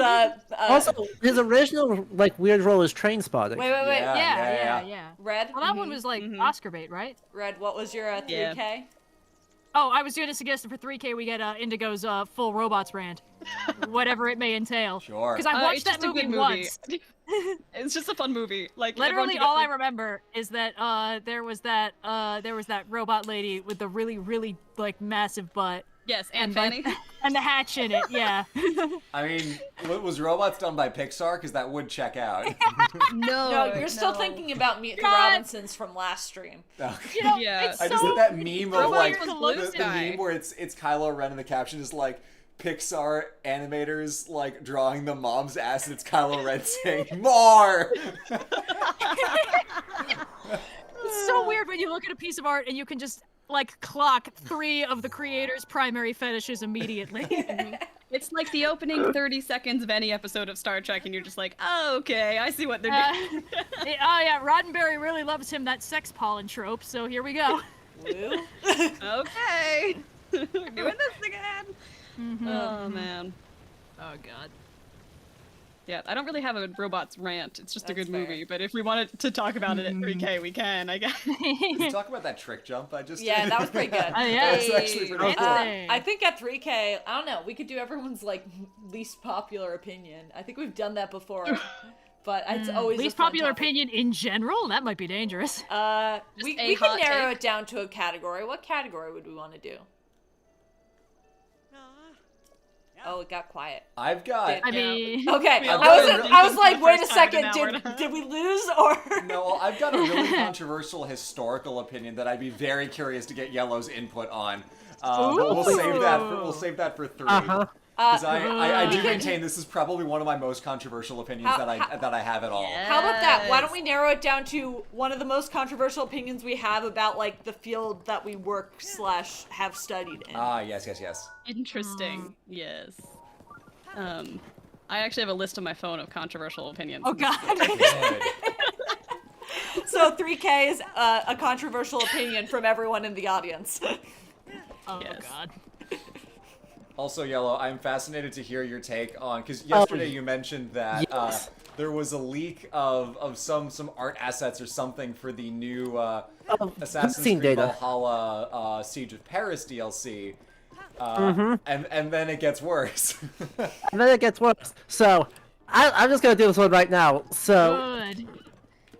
here's the thing. I was already not super jazzed about this DLC. Because here's the historical situation. It launches in, what, 2 weeks? 2-3 basically. weeks, August 12th, End of the so... month. Yeah, oh yeah, middle of the month then. Heck. Yeah. Uh-huh. So, in 885, we have an eyewitness account of this by a monk named Abbo Kernuos. Okay. And according to his account, if it's trustworthy and is not just making numbers up, the math works out to about 10,000 Norse raiders attack the city of Paris. Now, Charles the Fat has fucked off to East Francia with the entire army, and so there is the city garrison of about 200 people defending it. Not a great start, but the Vikings commit the most egregious tactical throw and lose. It'd just be like For a that. year straight. They do nothing but lose. And so by the time Charles the Fat in September of 886 actually comes in and pays off the remaining Vikings, most of them have left to go raid the Loire Valley, or East Francia, or go back to England, or raid Seville, and then get wrecked by Abd al-Rahman. But, As you is know, right and just. as they should be. Then Charles the Fat comes in and pays off the rest of them, and everyone in Paris is just like, what the fuck, there were like 1,000 of them left, why didn't you just fight them? And so when Charles the Fat dies, they elect the guy who showed up halfway through the siege, Count Odo of Paris, to be the next king. Odo. And that is the end of the Carolingians in West Francia. It'd just be like that sometimes. Exactly. But That was a very dramatic shot. they're throwing Eivor, our main character, Eivor, as a Viking living in Mercia, to go to Paris to fight on the side that is committing egregious throws in the art of tournament sieging. yeah, throwing the competitive siege tournament. Throwing matches. Super hard. And somehow they think this is going to be fun. So my expectations were already low. Then this cutscene data leaked, and my expectations dropped through the fucking floor. So take a guess what was in these cutscenes that leaked. The Eiffel Tower. No, I was gonna say, is Eivor somehow like doing the politics to explain why it's like in her character's interest to be throwing so embarrassingly? I think you might just need to tell us, Yellow. Because that's my only guess. It's not dumb enough. So, what it actually is they decided to unofficially do a crossover with better Assassin's Creed and Arcane Studios' darling, Dishonored, by having murderous rat swarms. Oh. What? What? Wait. What? Did they just have, like, extra murderous rat assets lying around? And they Did were they like, fucking oh, these steal are gonna the spoil code out of if I the don't use Plague them. Tale Innocence and think that was a good idea? I think so. I think they went medieval France, Plague Tale Innocence is getting a sequel, let's go. Oh my god. That is appalling. So yeah, the leaks suggest that you'll be able to murder people by swarming rats at them. Wow. They are so lucky that this is nowhere near the most controversial video game news to come out in the last week and a half. Which is impressive! Oh my god, yeah. Speaker is a fucking of which- dumpster fire. Yeah, I mean, I'm just, Man. I'm kind of glad that direct action is working with the Blizzard and Activision thing. I'm not happy that they've hired the same union busters that Amazon uses, but fingers crossed it works out okay.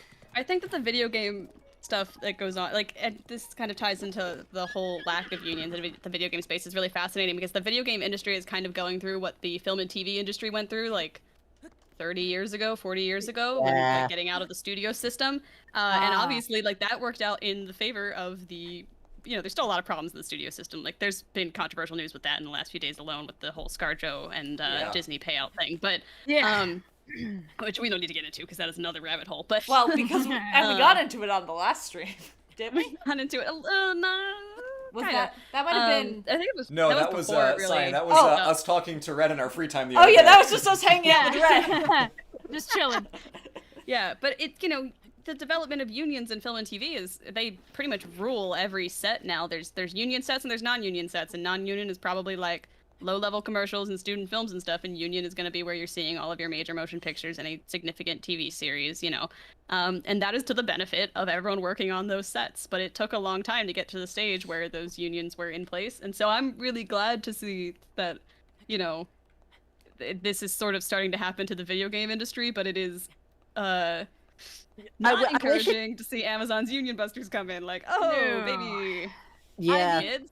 I think Yeah. that it will work out better because the problem with Amazon is that Amazon has a monopoly, basically. So, like, there's only so much people can avoid it these days. Like, you really ought to go out of your way to... I mean, that's the whole point of it. They can afford to undercut prices of everything that's smaller than them and drive them out of business, which means that, the union, they really, really need a union, but the union does not have anywhere near as much leverage as they could have because they've got way too much to lose. This is how this always plays out. The thing is, Blizzard and Activision provide a few of the most popular games, but nobody has a monopoly on video games. People can just play other shit and do other stuff. And Luckily.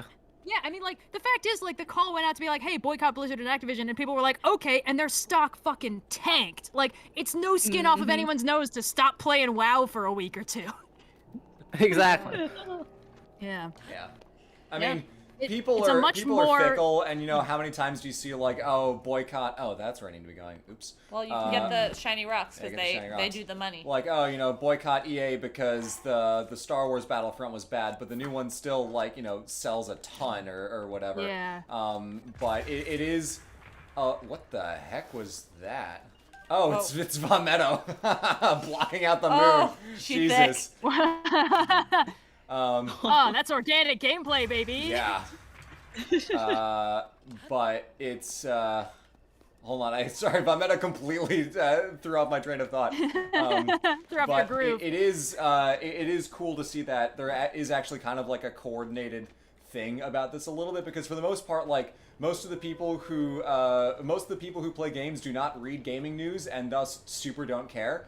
But there is enough this of a one push made going waves. on now that like all of these things are coming to a head, like Activision Blizzard, Riot in the last year. Ubisoft had a lot of stuff come out last year that Yeah, they did. specifically came again still because do. there Like, was all these news 3 outlets, weeks ago. like Kotaku posting about how bad the work culture is in Ubisoft Singapore, specifically with like harassment of employees, but also just like really shitty treatment of like native Singaporeans compared to like French developers from Yep. Quebec and France itself. And like all of the stuff coming out at once, people are like, oh wait, fuck. This is maybe not just an isolated thing and is actually a systemic problem in all of these places to varying degrees. Yeah, ultimately the thing is, if a company has a monopoly, it makes them a lot harder to influence in any way because they really have very little to lose. So you gotta like find other weaknesses. In this case, they don't have a monopoly, and they don't even have that much like brand loyalty and goodwill, you know? Gamers play things they find fun. They don't tend to stick with a franchise after it stops being fun. I mean, people still do some of play them League of do. Legends, so take that for Yes, what well, it's worth. well, listen, that one, some that people K-pop have a song, though, lot so of that- fun. Yeah, that song fucking slaps, for the record, but that's got nothing to do with the actual game. And for some people, that style of play really is a lot of fun for them, but like, you know, most people aren't gonna double down and support a faceless brand that they don't actually like have any personal attachment to if they learn that that faceless brand is shitty and they don't lose anything by just being like, all right, let's just play different games then. And with something like this, like, it is impossible to have a monopoly on the video game industry because it is so accessible to make independent video games these days. Like, computing power has gotten, I mean, oh god, I can't remember the name of the law. Moore's Law. That, that, like, computing power, processing power, and memory storage all, like, double every, like, year and a half. And that's true historically, and it is now incredibly easy, comparatively speaking, to develop professional level. I mean, indie game development is such a big thing that it's practically a branch of professional game development these days anyway. So, it's unmonopolizable, basically. Wow, I tortured the Exception English language a Nintendo. little on that one. Sorry, what? Exception Nintendo games. Well, Yeah. I mean, Nintendo is a company, but, like, it's not like their games are unreplicable. I mean, Breath of the Wild is pretty There- big, but, like... I'm not the kind of The person who thinks Nintendo like Nintendo games fans are all like perfect Ultra. and can do no wrong, but like Oh, there there's is some definitely bad a degree ones. to which they do things a lot differently than other developers do, and it does show. Well, yeah. And there is a certain amount of love in it. Like, Breath of the Wild is really good. Breath of the Wild It's is really pretty. good. And I'm excited for Breath of the Wild 2, and I'm glad that they're not, like, going into full crunch and all that stuff. But the point is, like, that doesn't mean that Nintendo has a monopoly. That just means that Nintendo Yeah. is providing a good product. Because Yeah. like, And here's that, the thing: you know- if Nintendo was to shut down, where would you buy your games? Probably one get of, like, a bunch of indies. other places. Yeah, exactly. Yeah. Like, there Yeah. are other Yeah. options. Yeah, there are. Yeah, I I'm just not keep saying, playing Minecraft. Yeah. I'm not saying they have a monopoly. I'm just saying, right, a lot of the things you're saying of, oh, people don't have attachment to the company and will go play something else, does not apply to Nintendo. I mean, I think I've that's always mostly been. because Nintendo has been producing consistently good stuff for the most Yeah, part. I mean, I was gonna say like I've. No, I've the been re-release culture is garbage. I mean, Hot yeah, garbage. I've been a Nintendo kid most of my life, but like, if the games weren't fun to play, I would stop playing them. Like, there's plenty of Nintendo games I haven't played, don't play, and don't wish to play. And I think that's the case, not for everyone, but for a lot of people, you know. I think the feel thing like is... if I hadn't played like, No, sorry, go ahead. No, I was just gonna say like Nintendo and oh, thank you. Oh, this is like when two people hold the door for each other and they just kind of have to stare down in the entryway to keep foods. But no, I think you're kind of both landing on the same point because it's Nintendo and Sega. I think are the two companies that kind of fall into the same category where they have a lot of nostalgia going for them that does get people more attached to them than just the games they're releasing. But notably, Nintendo has I would say, a much bigger returning and fervent fan base than Sega does, and it's because of the quality of their games. And if their games weren't as consistently good as they typically are, then you would see people flocking to companies that they have nostalgia for, like Sega and similar ones. So That's a lot of shit going on. And also, like, didn't have a consider that super defined point. Sega has just as much nostalgia factor as Nintendo in similar ways, mostly centered on nostalgic characters. But like, there have been like 2 good Sonic games in the last decade and a half, and you know, everybody knows it. It's a running gag. That doesn't mean people don't like Sonic as a concept, and but that doesn't mean they're going to be buying everything Sega puts out. What, you mean everyone didn't flock to go see the Sonic movie? I mean, I did. People actually kind of did, though. No, I know. I guess let me attempt to synthesize a point out of this, and then we can move along. But it's a lot of this new stuff with Activision Blizzard, with Ubisoft, with Riot. The fact that the state of California is getting involved in company culture and work practices that are so heinous that this is the first time ever a government body has come into attempts to regulate the conduct of a company that has done so much shit so badly for so long. That is really telling that there is a turning point happening here where, you know, before people have attempted to do boycotts and stuff, like people attempted to boycott Blizzard games after they, like, you know, started bowing down to the whims of Chinese Communist Party anti-Hong Kong censorship. And people were like, oh, Blizzard sucks. And then they announced Diablo 4, and everyone's like, oh, well, this is fun. I can play this one and separate out the cognitive dissonance, and that's fine. But, like, the fact that now there is actually, like, there are legal wheels turning in this that's different. Oh, that's wait, new. the It's dog's different here now. and No, the dog was here, but we need to get everything before the dog will actually let us find the good treasure. Boo. And that's the point. That's Sorry. what the new big thing is. That it's all kind of happening at once with all these different things coming to light, and that Blizzard is getting taken to fucking court over this. Yeah. If I could, real quick, just remind people that we are doing a fundraiser for a really awesome charity. So if you joined in recently, we would really appreciate it if you'd be able to give them some donations. We have 2 stretch goals that have been announced so far. It was 3K unpopular opinions and 5K Cleo screaming video on the internet because she likes to shout. So and we're of course we're streaming for Wide Angle Youth Media, which is a great group. If you want to hear us talk about media, people have got to make it, and they're helping the young people of today create the media of tomorrow. It's a great group, and we training the next generation of OSP with helping to educate the youth all around Baltimore. With programs that are entirely free, so anyone of any background can do it, which is a big feature, and they're great. And I know they're great because I've talked to a couple of the people who work there. I actually had I had a call a few weeks back with one of the kids who has a show called the Mustard Cast. A guy named Deshaun, and it was really great talking to him, chatting about like how the YouTube thing works and growing channels and stuff like that. So I've worked with them in the past, and a bunch of really good people, really good kids, very deserving of any help that you can give to if this you have organization. $5, drop them $5. They can really use it, and they definitely will put it to good use. Yeah. Yep. And if we get to 3K, we'll share our unpopular opinions. And an unpopular opinion on my part that, in the context of all the shit that I have thrown in my history videos, you people won't even think I'm the same person. It's gonna be hilarious. Oh no. I wondering look if I forward know to the this spice. unpopular opinion. You do, but I haven't mentioned it in a while. Oh, so you just haven't mentioned it like this week? Yeah. Okay. we have a lot of unpopular opinions that we spend a lot of time trying to not convince the other person of, but explain like why we believe this unpopular opinion. I'm like, no, but like you see. I have a math opinion, but I don't know if it constitutes as an unpopular one, because I don't know if that many people have opinions on this part of math. I have an opinion that I think is gonna make everyone really mad for about 0.5 seconds, and then we'll all kind of just move on, but it's spicy.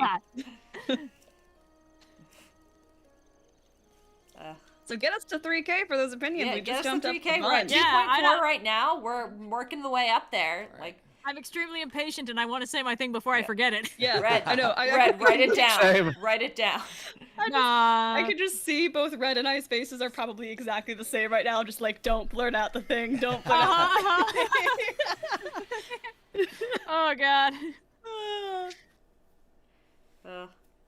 We're having fun. We're having fun. We are Yeah, having everyone's fun. just yeah. dropping their math opinions in the chat. I can drop my math opinion in the No! chat, but that will. We're My stressing torment Red is to unending. untenable levels. Donate $20 so Red does not explode. No, I'm kidding. Red, can you give us your best anime powering up for us right now? Ow. Sorry, I wasn't ready. I didn't warm up. Ba, ba, ba, ba, ba. Oh god, I've been watching all those vocal coach videos. Oh man. I'm starting to understand what she's talking about when she talks about a mix. Wait a minute. Oh balls! I can't climb this up from the side. I need to do it the normal way with the dumb quest. Yeah. Ah, Beans. tricky. Well, all right, chat. We're gonna go meet Sidon. Yay! We're gonna go meet the fish man. Oh, we're already at Who is you 2.6. guys' We're getting close to yeah, we're getting there. unpopular opinions. Yes. Who is you guys' Breath of the Wild husbando? Who's your man's? Beetle. Beetle? That's a Give good me pick. Beetle. I mean, it's I like gotta be Sidon. something. I like Right, that Sidon is obviously best boy. Yeah. But Sidon basically, remember, as mentioned, my favorite archetype is the himbo and the angsty loner they're probably in love with. Technically, that constitutes Sidon and Link if you interpret Link generously. All right. Well, here we go, chat. Here we go. Here Yeah, comes- above you. Call this the I want to see 2.7K my stretch goal little as we boy. meet Sidon. I wanna see my little boy. Can we do Here Comes the Boy? Here comes the Where is boy. it? Special boy. Here No, comes no. a special boy. Here comes a special boy. comes the boy. It's that Hello, boy. boy. Give us a smile, Sidon. Yes. Oh. It's Sidon. He's so the Zora dramatic. I friend. love it.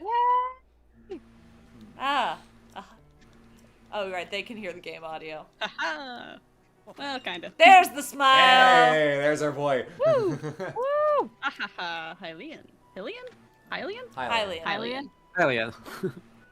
Do you I think know- they knew? Do you think when they were designing Sidon they knew? Oh, yeah. They knew. yeah. They They knew. had to know. They had to. Yeah. Come on. I just think my favorite thing Look at is how you in, can see the joints in the model where they're like, if we put the white part under his arms just so it'll make him look like he has larger pecs. Like, come on. That's a fair point. They were like, we're gonna give him a shark tail to give the illusion of long flowing bishy hair. Yeah. Yeah, that's true.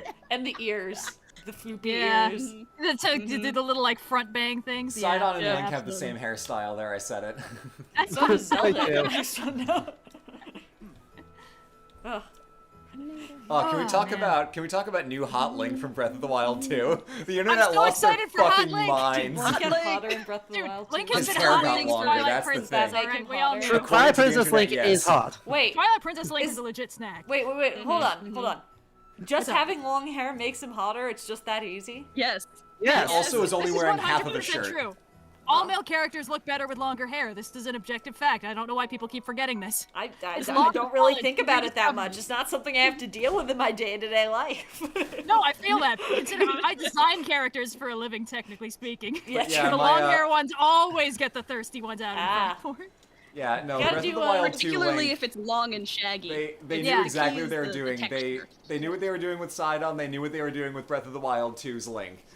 Here's the other thing. They saw their success with Sidon and was like, we can make Link this. We can turn him Yep. into a god. We can rebuild him. What if Better. we made Link not having a shirt Louder. canon? Yeah. But here's the other thing. Here's the other factor in why Breath of the Wild 2's Link is hot. It is that we are accustomed to this design of Link, who always has his hair in the ponytail. And it is a known fact that if you have an established character design where a character has a certain outfit and hairstyle, messing up that outfit and hairstyle is guaranteed to make the character hotter. I'm learning so if many you have- rules about how to design hot characters today. It's But it's very like, That's true. if you always have the character in like a t-shirt and like sweatpants, and then you put him in a fancy tux, it's like, wow, they clean up really nicely. If you have the character who's always in fancy clothes, but then they get artfully disheveled, oh man, Grinds you should up real see the good. fan people. Yeah, I exactly. have Grinds seen up too real many good. TikToks of people posting Aizawa versus Aizawa in a suit in God My damn Hero it. to not have that point perfectly proven by that example. And it's the hair thing too. If you have a character with their hair in a ponytail, but then like they're in a fight scene and the ponytail like explodes and the hair's all down, everyone loses their shit. All right, it's a known quantity, a scientific fact. And that's Link in the trailer. We're like, oh, it's ponytail Link, and then it's like, oh, the ponytail's gone. What does it mean? True. It means that Zelda incredibly stole all basic. his hair ties. Yeah, exactly. Yes. Another example, Fire Emblem Three Houses. Pre-time skip lords, post-time skip lords. Ooh, you know what? You're right. Sidon's You're right. back. He's one of Anyone who characters missed the whose hair husband the gets first better. time, he's back again. He's back. Woo! No, Sidon, more smiles. I understand your world is dying, but like, give us a smile. No, he'll smile when we get up to Zora's domain. That's true. Chat has brought up the possibility that Link is 17. I'm not sure exactly Link if that's doesn't confirmed anywhere. Have an age, I don't think, in this That's what I version. thought. Like, There's I an don't think entire there's any plot memory point where. that Zelda is 17. But And I don't think know it's if presumed Link's. Link is the same age. I don't know if Link's age is ever defined. What? I don't think there's a memory where Zelda's like, Link, you're only 17, so you can't possibly understand what I'm. For that matter, he's been in stasis for 100 years. It's been a while since we've heard the Link, the Zelda voice, Zelda's tooltips. Link. The audience really has to know if it's legal to think about you as sexy or not. Link, your sword is bigger than the rest of your body. Are you a child? Or he- like that one guy in the, what is this, the Final Fantasy series? What Link, we also need to establish the age of consent in Hylia, or people are gonna get weird about it on the internet. Oh, We read in the ancient text that I was 17, but what about you? I don't know what the energy of this stream is, but it has been very cursed. The energy of this stream is it's a lot later than we usually do a stream, Yeah. and we're all in like D&D mode and not streaming Oh mode. yeah. yeah. OSP Oh, After yeah. Dark energy. OSP After Dark energy for sure. Stay tuned for that in future streams. Yeah, we're working on it. We are Yeah. 300-ish away from takes. from unpopped opinions. Hot take time. Hot take time. Hot take time on stream. Come on. Get us there, kids. This stream is definitely gonna. Oh man, there's so many lizards around. There's so many lizards everywhere. I thought you said wizards, and I was like, it'd be like that Them sometimes. too. I like lizards. I think that they're fun. I think they're just like a fun animal in general. One of my D&D characters has a familiar right now that's a marine iguana. Hey, I named him okay. Bartholomew, but we call him Bart for short, and he's very dumb and he licks his eyeball all the time, and I love him so much. If anything happens to him, because I know my DM listens to these streams, if anything happens to Bart, we riot. Green, if you're here, Incredible. blink twice. Yeah. Wait, yeah, wasn't Zelda turning 18? Chat just brought up that there was a whole thing about It really that. doesn't actually matter. No, it super doesn't. There's several reasons why this doesn't matter, and it let's kind of instead bugs me talk that it about- got brought up. Let's instead talk about the more important thing. We know for a fact that canonically, Sidon can swim up a river with Link on it. So now, tell me why is he making Link climb? Is he just It builds character. Is he just character. making him work for it? Does he just want the twink to be sweaty? You gotta work with it He hates if you to see work him leave, it. but he loves to watch him climb away. Also, I feel the need to, we are allowed to assess how pretty a character is without that having any kind of inappropriate implications, Oh, yeah. right? Like, Aesthetic attraction is a 100%. thing, y'all. I think too many of us are just too ace to recognize that this might have implications for other people. But like, the context is never like, oh yeah, I would do inappropriate things with this kid. No, it's like, yeah, look at that, they're pretty and my eyes like them. I wish I could draw better because I would draw him. Yeah, like, how many caveats do I need to add before I'm allowed to say this character's prettier with his hair down?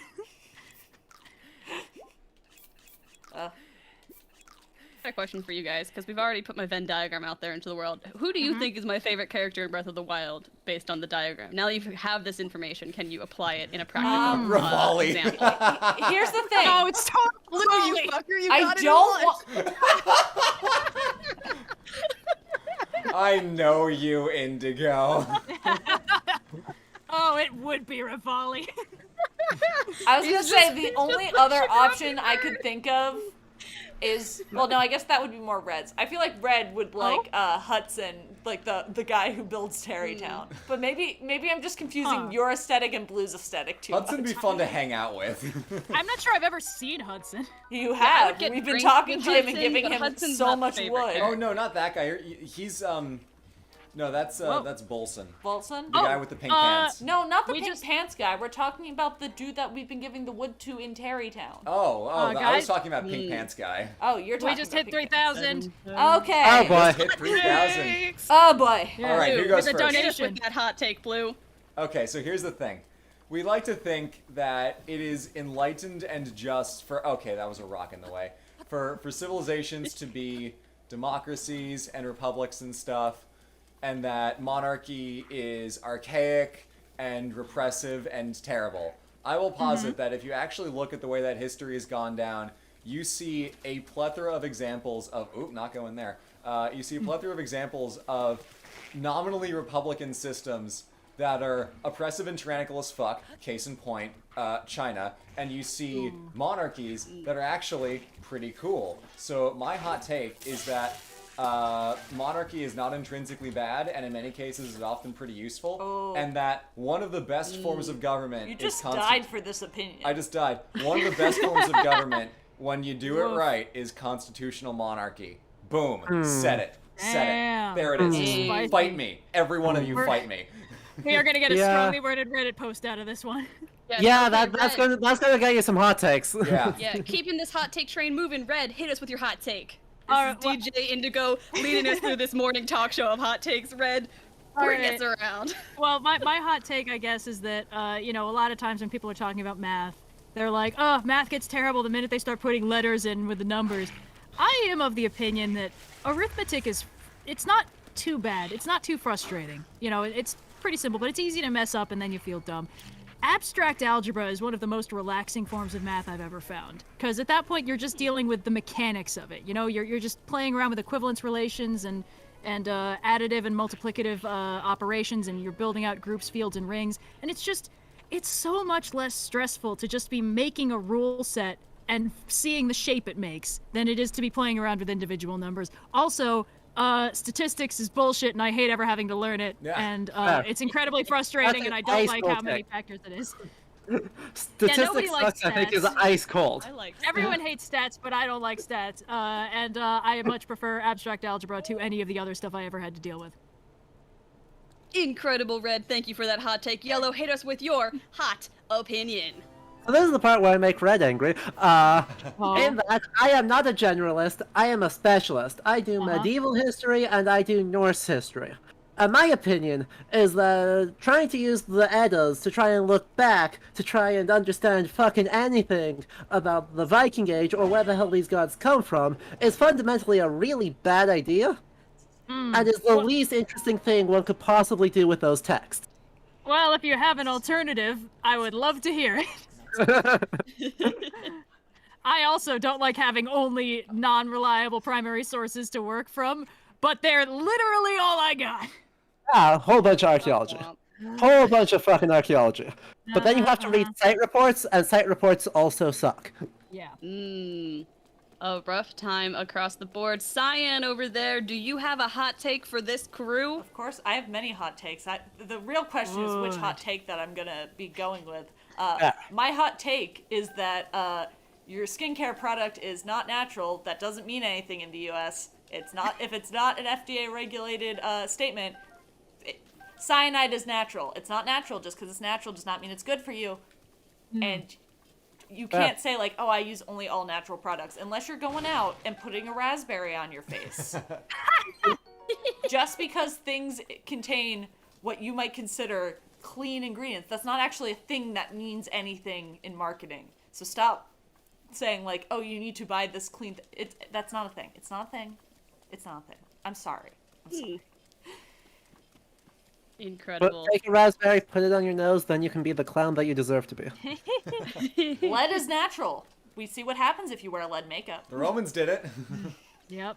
That purple dye, that was natural. Anyway. I have a hot take as well.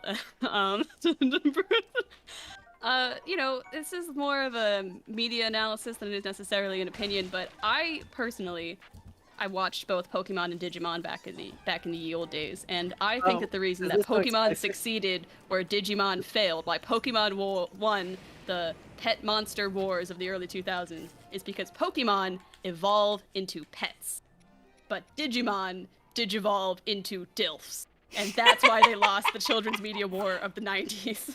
But hold on, how old are these Digimon? Are we allowed to mention that they are DILFs. designed like weird fetish They're things? digital monsters. I don't know what the rules are. That's my hot take. I Beautiful. am very See, confused. I feel like your hot take isn't actually a hot take, though. It's just a statement of fact, like mine. Is a hot take just something that people are too afraid to say, or is it an opinion that people disagree with? Because I feel like It's got to be an opinion that, like, well, because mine was more like things that people just don't want to hear about. Like, I have opinions that people don't agree with. Mainly that nanotechnology is not as cool as you think it is. Oh, come on. It's not. I spent a lot of time Michael studying this. Crichton It's is really wrong. not cool.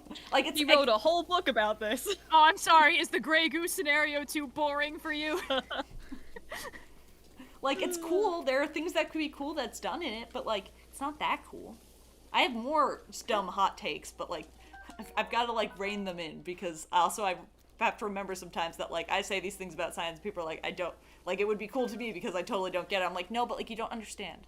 Actually, I guess my real hot take is that if you try to sound smart by using jargon and esoteric languages, you actually don't understand your topic that well because you can't explain it to someone who has no basis in the subject. Yeah. That's Extreme also truth. just a statement of fact and also not an opinion. That applies to all fields, yeah. Yeah. And like Yeah. anyone who feels the need to hype themselves up by purposefully making other people feel stupid by poorly explaining something to someone, it's like those teachers that brag about having a low pass rate in your class. It's like, okay, so you're telling me that you're bad at your job. Yeah, exactly. Yeah. Like, Yeah. when teachers are like, oh, almost no one passed my class or no one gets an A in my class, it's like, wow, way to just advertise how shitty of a teacher you are. Yeah, nobody understands me when I talk. Clearly, their problem is that they're not smart enough to get what I'm spitting, and it's like, oh yeah, because it's not like communication is a skill that needs to be honed that you're clearly bad at. Yeah, and like I do get it because like, especially if you go to like a research institution for college, like that can be really great because you can get involved in that research. But a lot of those teachers, like, not all of them, there are wonderful teachers at all schools, but there are also not wonderful teachers at all schools. And one of the things that I've found is you tend to get a lot of research professors who are assigned to teach like Chem 101. And they're like, I have so much better things to be doing with my time. I'm like, dude, this is literally your job. Like, we're not here to make sure you're emotionally fulfilled. You're here to make sure these kids learn chemistry. Like, I'm sorry. Honestly, like, some of the best teachers I had in college were teachers who were experts in their fields and were, like, in the process of writing the book about the thing they were teaching us. And they were all really enthusiastic about the thing they were studying, and they liked talking about it, because that's usually the kind of person who gets that into a subject to, like, make their whole life about studying it. You know? Like, the people who don't want to do that, who treat teaching students like an unfortunate hurdle they have to get past to make tenure and be allowed to write their papers, like, those aren't the people with the real passion for it, you know? They're more focused on making themselves feel smart than they are on actually doing anything impressive. Yeah. So anyway, that was those were our hot takes. Yeah, those were pretty hot takes, honestly. Those were some spicy ones. Yeah. Yeah, we got there eventually. Yeah. And this is a great time to remind people, we are raising money for the Wide Angle Youth Media Foundation in Baltimore. And through media arts education, Wide Angle Youth Media cultivates and amplifies the voices of Baltimore youth to engage audiences across generational, cultural, and social divides. Our programs inspire creativity and instill confidence in young people, empowering them with the skills to navigate school, life, and career. And since 2000, Wide Angle Youth Media has worked with over 6,180 youth from across Baltimore who have produced hundreds of digital media projects about their lives and communities. So this is a really cool charity, and you guys should click on that blue bar at the top of chat, or in the link in the description, in order to donate to them to reach the rest of our incentives and to help support a really good cause. Incentive yet. We yet. can make the Clio one 4K, or we can No. stick to our guns and Stick make to your that. Okay, guns. stick to our guns. Stick to our guns. We do need a 4K though. Well, after this, Alright. we're gonna go get that dog, and then we're gonna go beat up Ganon. Ganon, Or, we're not gonna go Ganon. beat up Ganon. We're gonna go face Ganon. Last stream, you guys donated so much money that we are going to grab a soup ladle and then yeet it at Ganon's face. Oh yeah, I need to go Yes. grab the soup ladle. Hold on, let's go to Hatena. Chat asked about Legend of Zelda waifus rather than husbandos, but anybody who answers anything other than Urbosa is objectively wrong. Yes. Yeah, no, it's our Yeah, bonus. that's the correct Absolutely answer. accurate. Yeah. I guess there could like be a I couple mean, come arguments to be on. made that like maybe you want like something slightly different, but like it's Urbosa. She's the best. Yeah, it's come Urbosa. on. It's Come a on. But I Urbosa, it's Urbosa. you know, it's funny. I recently watched through a lot of the cutscenes for Age of Calamity, which I hadn't played otherwise.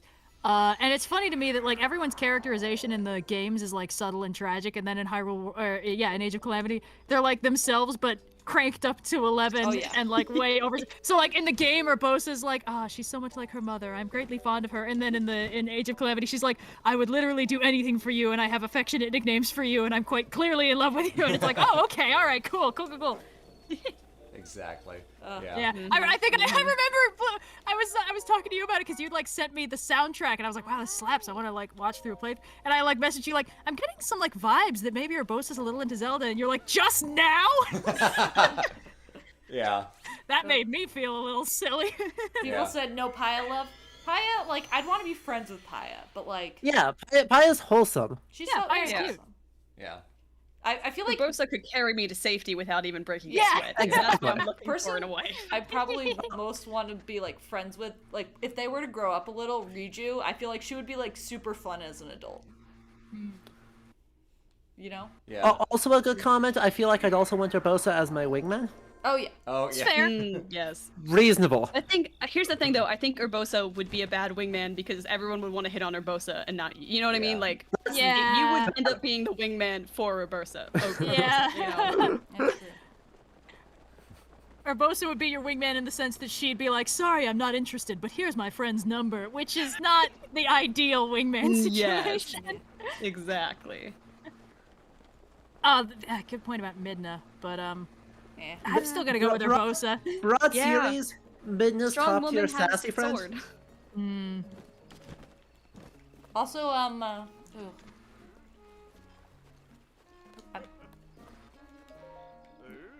sorry, we're busy. We're getting to the webbing. No. Yes. Do you guys think that Tiamat is a girl boss? What? Wait, what? Maybe Tiamat, some of the- her heads, but Yeah. Does she girl boss geek? all right. One of the heads has the gaslight breath weapon. The next one has the gatekeep breath weapon. I was just thinking about this the other day. Oh, yeah? Go back to Yeah? the Tino. Tiamat might be. Wait, hold Listen, on. we've already established. No, you have to go tell. Yeah. Okay. I was wondering if are the dogs already here? Yeah, the dogs have been here. The Oh. two in the back? Yeah, they've been there. Oh, the two in the back are. Oh, those are the ones we were waiting for. Oh, they've been here Oops. since I asked you if the dogs were here. I know the one Yes, I dog do. No, is here. we ran past them twice while we were cutting down trees. Shit. That is putting D&D forward the Tiamat. possibility that Urbosa is effectively Zelda's mom. What are our thoughts on this? Well, I don't think I- King Rome could get that. Yeah, Yeah. I agree. I don't think he's man enough. realistically. Yeah. I think it's more like in the sense of practically raised Zelda. I don't know. It's been a while since I've been through the game, so I- I'm not. terms of it's an found interpretation family, supported by Breath of the Wild, memories. not supported by Yeah. Age of Calamity. Okay. Cool. Yeah. It is always awkward to be like, is this gay or familial? Because if you lean one way and it's the other, it's not a good look. Yeah. Yeah. uh, It's a rough time out here. I'm just gonna let the chat figure that one out while we focus on something else. We need a 4K incentive of some kind. Yeah, that's Yeah, true. I'm trying we to do. think. I don't know. I've already pulled out all my stops. Is dog percent still going on? Yes, we're trying to get the last dog, and we've been doing so for the last 2 hours. Oh my God. This is a really finicky dog, you guys. You don't understand. It's a really high They've maintenance got dog. lots of particulars. Lots of things they need to get done first. You know what? I feel like we didn't fully explore your whole thing about Rivali being your favorite character in this game. Well, please try and place we're using.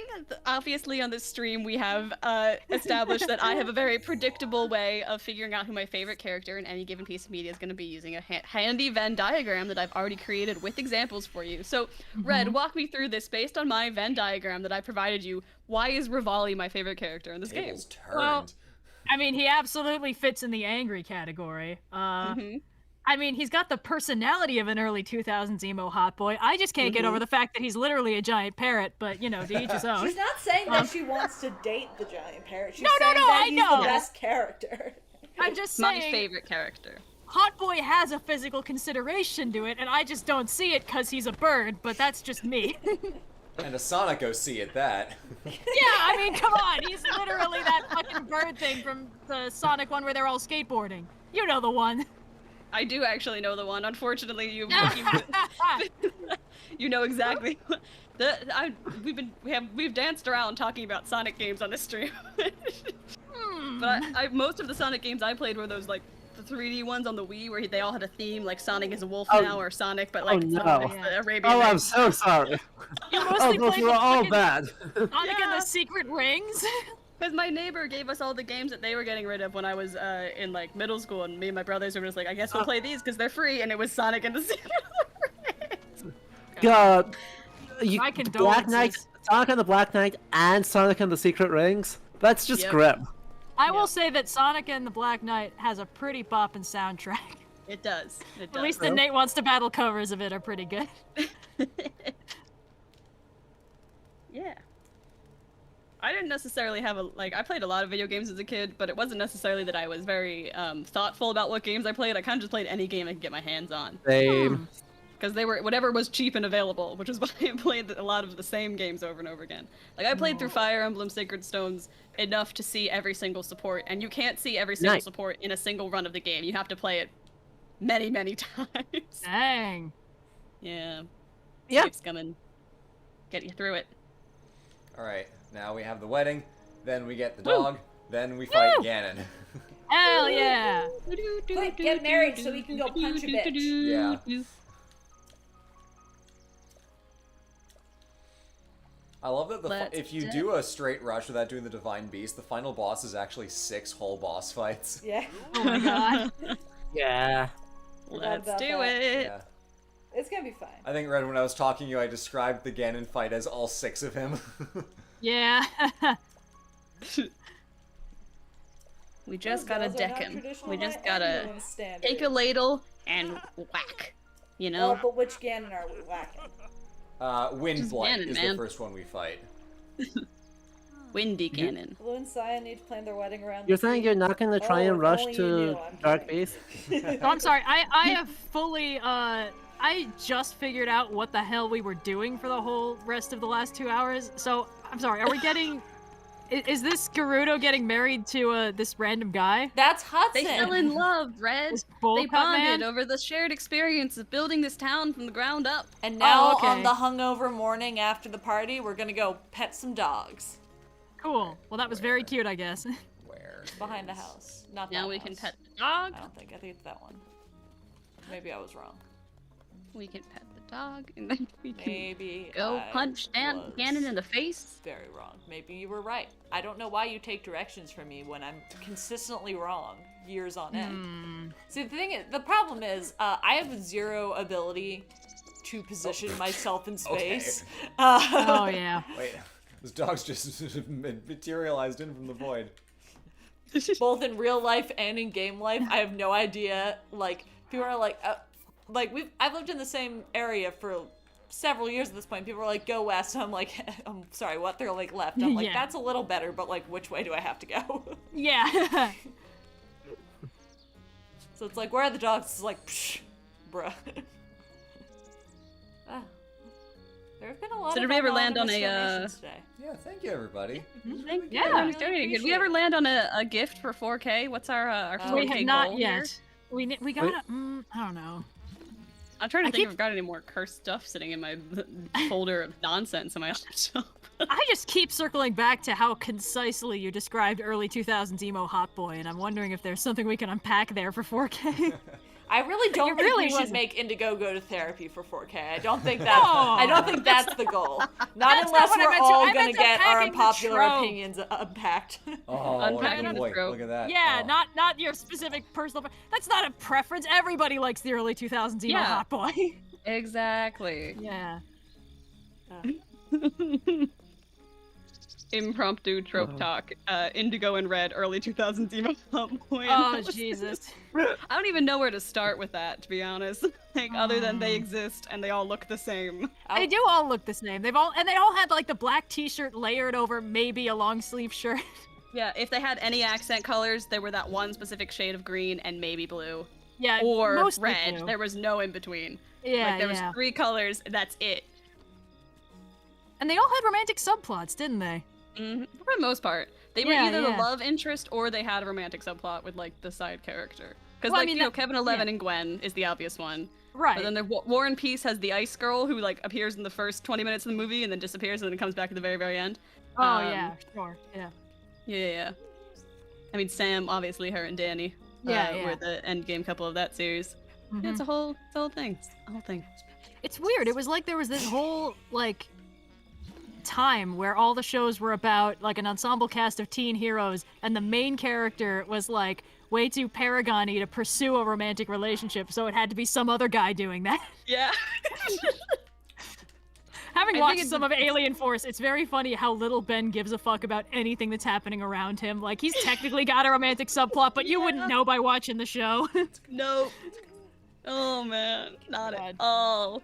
Oh, man, Ben 10, that's a show that slapped. Yeah. Well, yeah, mostly. Well, mostly. I Like, remember it got slapping weird 'cause in I the had- third season. Between me and my Alien brothers, Force. we had one Omnitrix wristwatch as a kid, like the toys that they made of them, and then we would all sort of fight over who got to use it any particular day to walk around with the walking Ben 10 sound effects on your wrist. But Okay, so now we have gotten the last treasure from the last good boy. Woo! We now go to the castle. The castle. Yeah. So this will be where the last act of the stream, because it is 10 o'clock. It is late. I really need to sleep.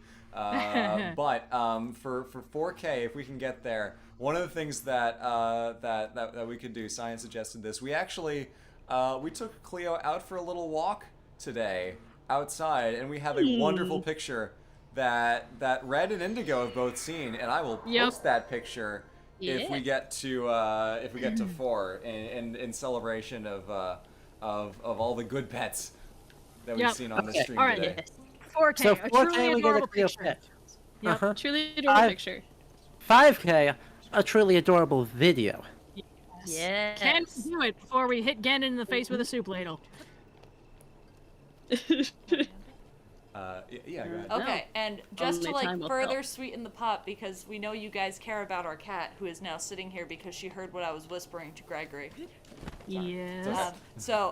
What she heard was that in addition to the 5K video goal, if we get to 5K, we will also give her some tuna fish. Now, tuna fish is her favorite thing, and we will record her getting that tuna fish, and we will also post that video tomorrow morning.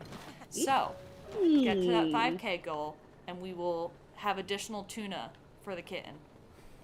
Do it for the cat. So if we've hit the goal by tomorrow, like even after the stream is ended, because we're Yes. gonna leave the If donation. we hit link the up? goal by Perfect. tomorrow at like what, noon Eastern Standard Time? Sure. Yeah. You have till noon Eastern Standard Time tomorrow to get us up to 5K, and the cat will get the tuna. Someone Perfect. said, "Is this cat mail?" Yes, this is cat mail. Cat mail. Yes. Yes, the Cat mail cat is such an mail. ugly word, Mr. Bond. It's like James Bond is talking to the villain, but instead of the villain opening their mouth, the cat is talking the whole time. I love the meme where it's like, "It seems your hippos is not as famished as you insist, Mr. Bond." So yeah, And it's fucking Mads Mikkelsen with hungry hippos. if you want Oh, the God. cat to Right. have the tuna fish, donate to this really good cause. It's two good causes. Two good causes in one. The youth of Baltimore getting a media education, and our fat cat getting more fish. Yes. She's just fluffy. Leave her alone. She is Yes. so fluffy. We have brushed her so fucking much. Don't cat shame here. She's holding us at paw point. You're right. Yep. Mm-hmm. So, do it for the cat. Do it for the cat. The last movie that I saw in theaters was Cats. Oh my Oh god. Unlucky. That I saw really Cats says with a it. couple It friends. was an experience. It was, yeah. Yeah, I saw Cats with a couple friends, one of whom was drunk the whole time. He said it Yeah, improved the I was experience. I went with a theater friend of mine, like an old high school theater friend, and it was. I was like, do you have any insight for me? Because obviously this is your field here that they're putting on screen. It's a combination of our two areas of expertise. And he's like, oh, well, you know, a teacher of mine was actually like in the touring company of Cats, and apparently it's like one of the hardest shows to. It's very dance heavy on Broadway, and so it's actually an incredibly difficult show to be a performer in because it's very physically taxing. And then the movie is ridiculous and kind of Yeah. fun to watch in theaters. It was kind of a good time. I had a good time. Here's the problem, okay? Here's the problem I have with Cats. Only like 2 of the songs are memorable enough that you really want to keep singing them. And that's really my metric for like what a good musical is that you want to keep singing it. And it's like, if it's not memory, who the fuck remembers all the Cat intro songs? I'm sorry, do you not remember the Railway Cat? Skimble Shanks? Do you I remember Rum Tum that- Tugger I as remember the played Skimble by Shanks thing Jason Derulo? existed. I remember that in that one scene, all the cats are about a third of the size that they'd been in all the previous shots for some reason. Yes, absolutely. No, I think it's a fun movie-going experience in the same way that Rocky Horror was. Although I don't like it when people are like, "Cats is the next Rocky Horror," because like as soon as you No. put a set, like No. you have to react raw to Cats. You can't go in with any expectations. Like, you have to just let it happen to you. Yeah. And so it was fun to see it in theaters because it was kind of like everyone in the theater was trapped in there with us. And we were all being held against our will, and we kind of bonded over that. And like by the end of the movie, people were like swaying in their seats. Like anyone who had left the movie who was going to leave, so we were all just like, we were all vibing, we were all having a great time. Oh, I'm sorry, I just saw the failed Boomy Zoomy. Yeah, no, it's okay. I was trying to get across the thing. Oh, I see, I get it. Yeah. I mean, if you can pull it off, that'll be great. Yeah, I mean, I remember Point Crow saying you should try to find a ledge with ledge protection, but Oh yeah. I don't think there's any around the castle. I think No, there any ledge is ledge protection if you have your shield. Oh. Yeah. That's good. People were like, you gotta release the first one as you jump. Yes, we know. Fascinating. That's not gonna work. No. Damn it. Yeah, because what they're saying is what you really... Because the ideal is you want the blue one below the square one. Yeah. Don't you have to do a shield jump first? I don't know, man. No, that's for wind. That's for bullet time bounces. Bounce I that don't. boy! I don't think I'm actually gonna make this. I'm gonna go up there. Yeah, that's a much easier Well, one. you could just go across the bridge. I don't see why that would be a problem. Zark Worth in if I chat go would across like the to know bridge, I have if to we fight are. the Lionels. Oh. What if you went on a sneak on him and tried to roll a stealth check and get on I am back? gonna go up Yeah. this direction instead. Just don't get killed by... Don't get killed by Keys. Yeah. Oh my gosh. Just the sooner I can get to inside Ganon's keep, the better. Because oh my god, ready to be asleep. Yep. I don't know if it's just the fact that we have been exposing me on this stream or what, but I actually have a lot of energy right now.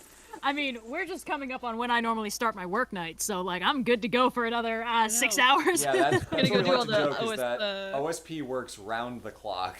Yep. If Really? the OSP work schedule Venn diagram is a one big circle with indigo at the top and then a bunch of smaller circles inside, like a clock. I guess you could just make a clock with circles around it. That would be better. Do I like making charts? I guess I like I making think you charts. like charts. I think you're a chart Yeah. person. Dang, I never thought I was a chart person, but I think the evidence is in front of me. Yeah. Most people don't actually enjoy making charts for work. Indigo, would you like me to make a chart explaining how much you like charts? That may be redundant. Because I don't know what the best chart for that would be, since it's maybe like a. It'd definitely be like a pie chart about which charts you prefer the most, and like you could also probably do a scatter plot about like the subjects of charts and how enthusiastic they make you feel. The problem is the subject for every chart I've ever made is just like Himbo? early Themes. 2000s characters. But like, you know what I like more than good charts? Fucking terrible charts. Like PragerU yeah. style god-awful charts with no labels and like circles that don't line up to the sizes they're allegedly showing. Science Axes diagrams that are that look like completely out of shitposts. scale. Oh yeah, those are great. Yep. I think it's funny that I like making charts so much because through all of my educational experience, I never once had to actually make a chart for my major. I had to It was make just so never many required. charts. We didn't do any sort of data analysis where that would have been relevant. Like, I was God. so deeply a liberal arts major or like hardcore production that like it just never came up. And now I'm like in my free time, like, what if I just like made a chart of something? My job is Enough of 50% pipetting and 50% charts by volume. I haven't had to do any charts in a while, but while I was pursuing the CS major, I had to do charts, and frequently I had to build the imaging software that would allow me to print the chart in the first place. That was not as fun as it could have been. I can imagine, no. Well, we have hit 3.1, so I'm not seeing us hitting a 5K. So I'm sorry, Cleo. She'll survive. She's Dad, I believe in you. fast asleep.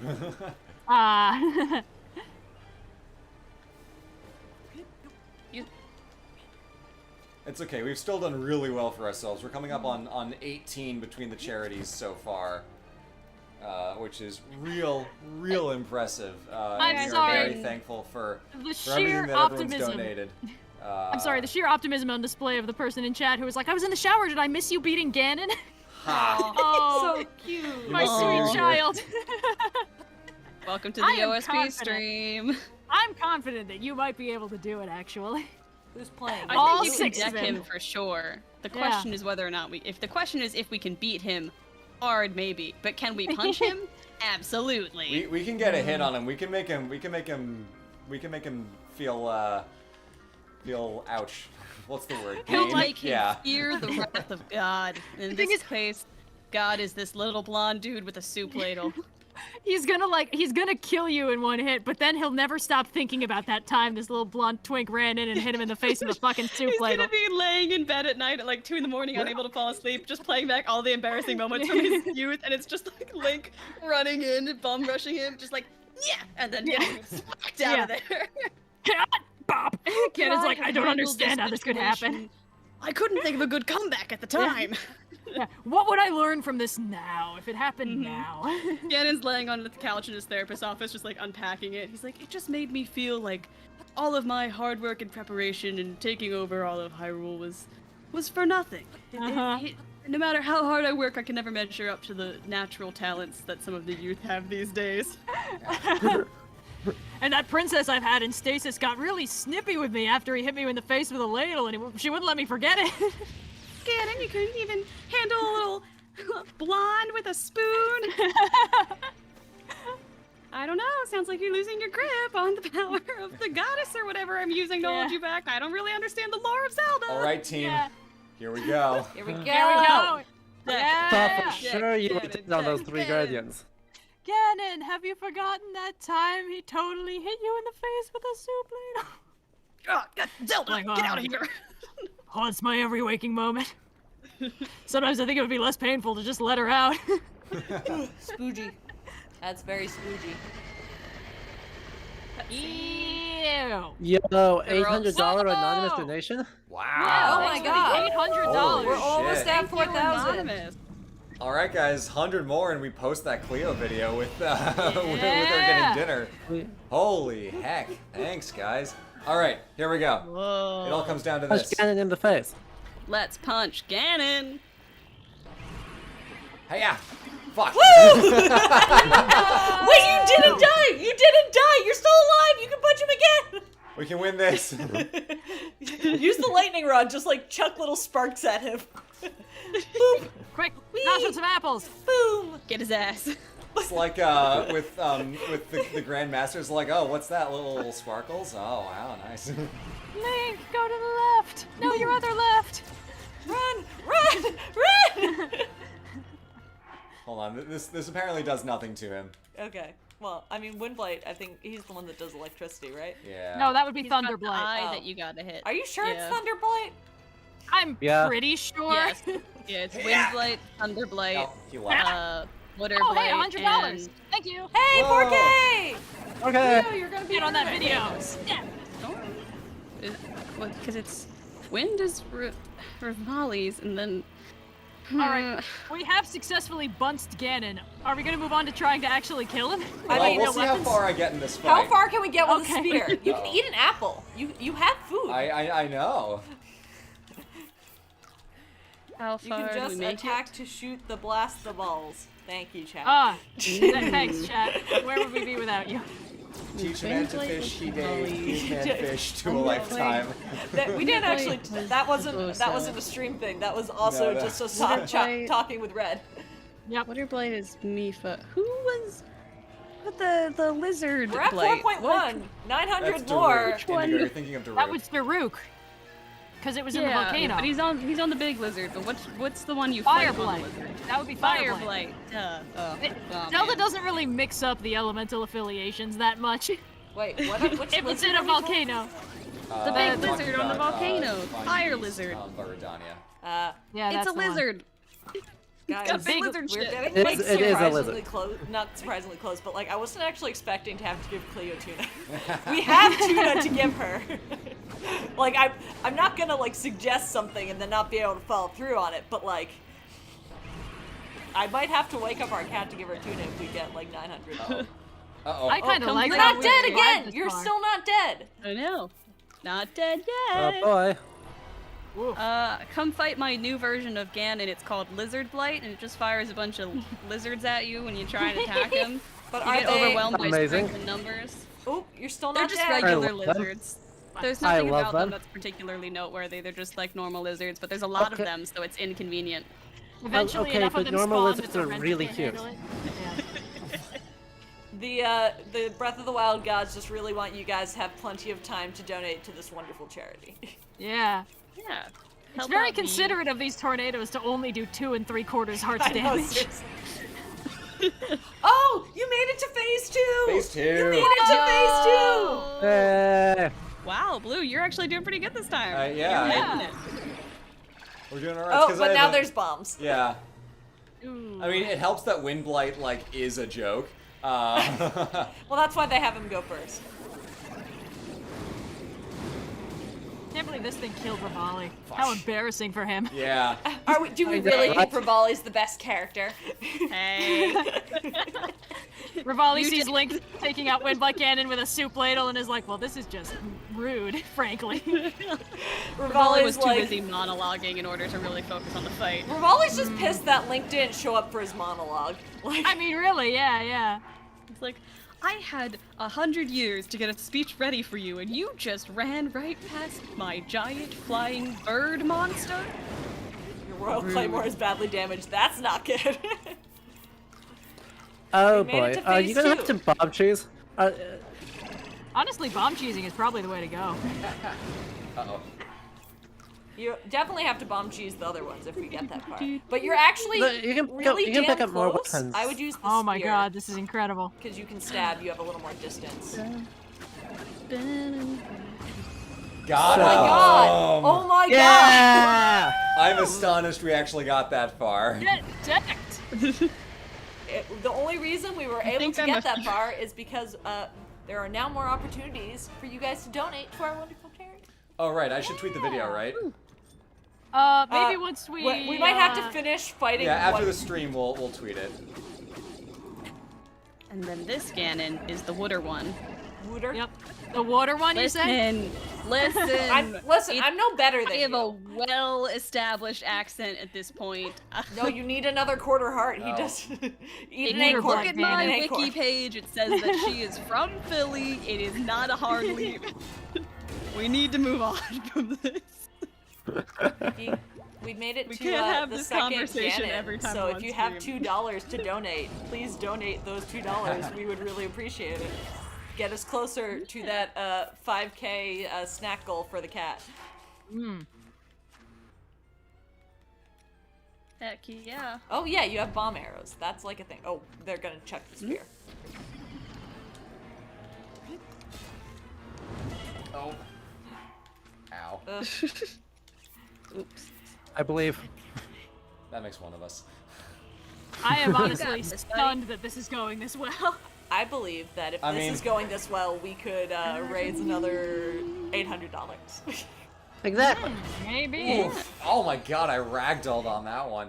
Wop. By Chat, the if you power continue of dogs. pushing us towards 5K, if you start dropping shows and or movies and things in the chat, I will start telling you who my favorite character was, seeing if you can place them. Seeing if we can get Red to maybe place them on the chart for us. Yes. Come on, You gotta start friends. dodge rolling when you see him winding up with the spear, man. Yep, no, totally never thought Okay, of that. Red, I'm sorry, I was I'm running sorry. at Blue, full Blue, blast just and eat- I still eat, died. Eat your snack. It's okay. I don't want to eat my snack. I want to seal the darkness. Blue, you're not you when you're hungry. Ah! Eat 12 acorns, Blue. You're not you when you're hungry. Munch, munch, munch. We eat acorns Everyone so she can eat immediately tuna. started Oh, God. saying the Owl House. So my Oh my favorite God. character in the Owl House is, of course, Ida. Where does Ida fall on the Nat. chart, Red? I guess she goes in goofball. She's not really Second angry. phase. 4.3. 4.3 friends. Oh. Let's go. I don't think we can really classify her as an early 2000s emo hot boy by any definition. Yeah, no, I think she's solidly in the goofy category. I Yeah. thought about for a while there adding another circle that was were they or were they not a parental figure, but that felt like it was complicating the Oh. chart too much, and I couldn't figure out a layout where I could still get all the categories in, so I nixed it. Hmm.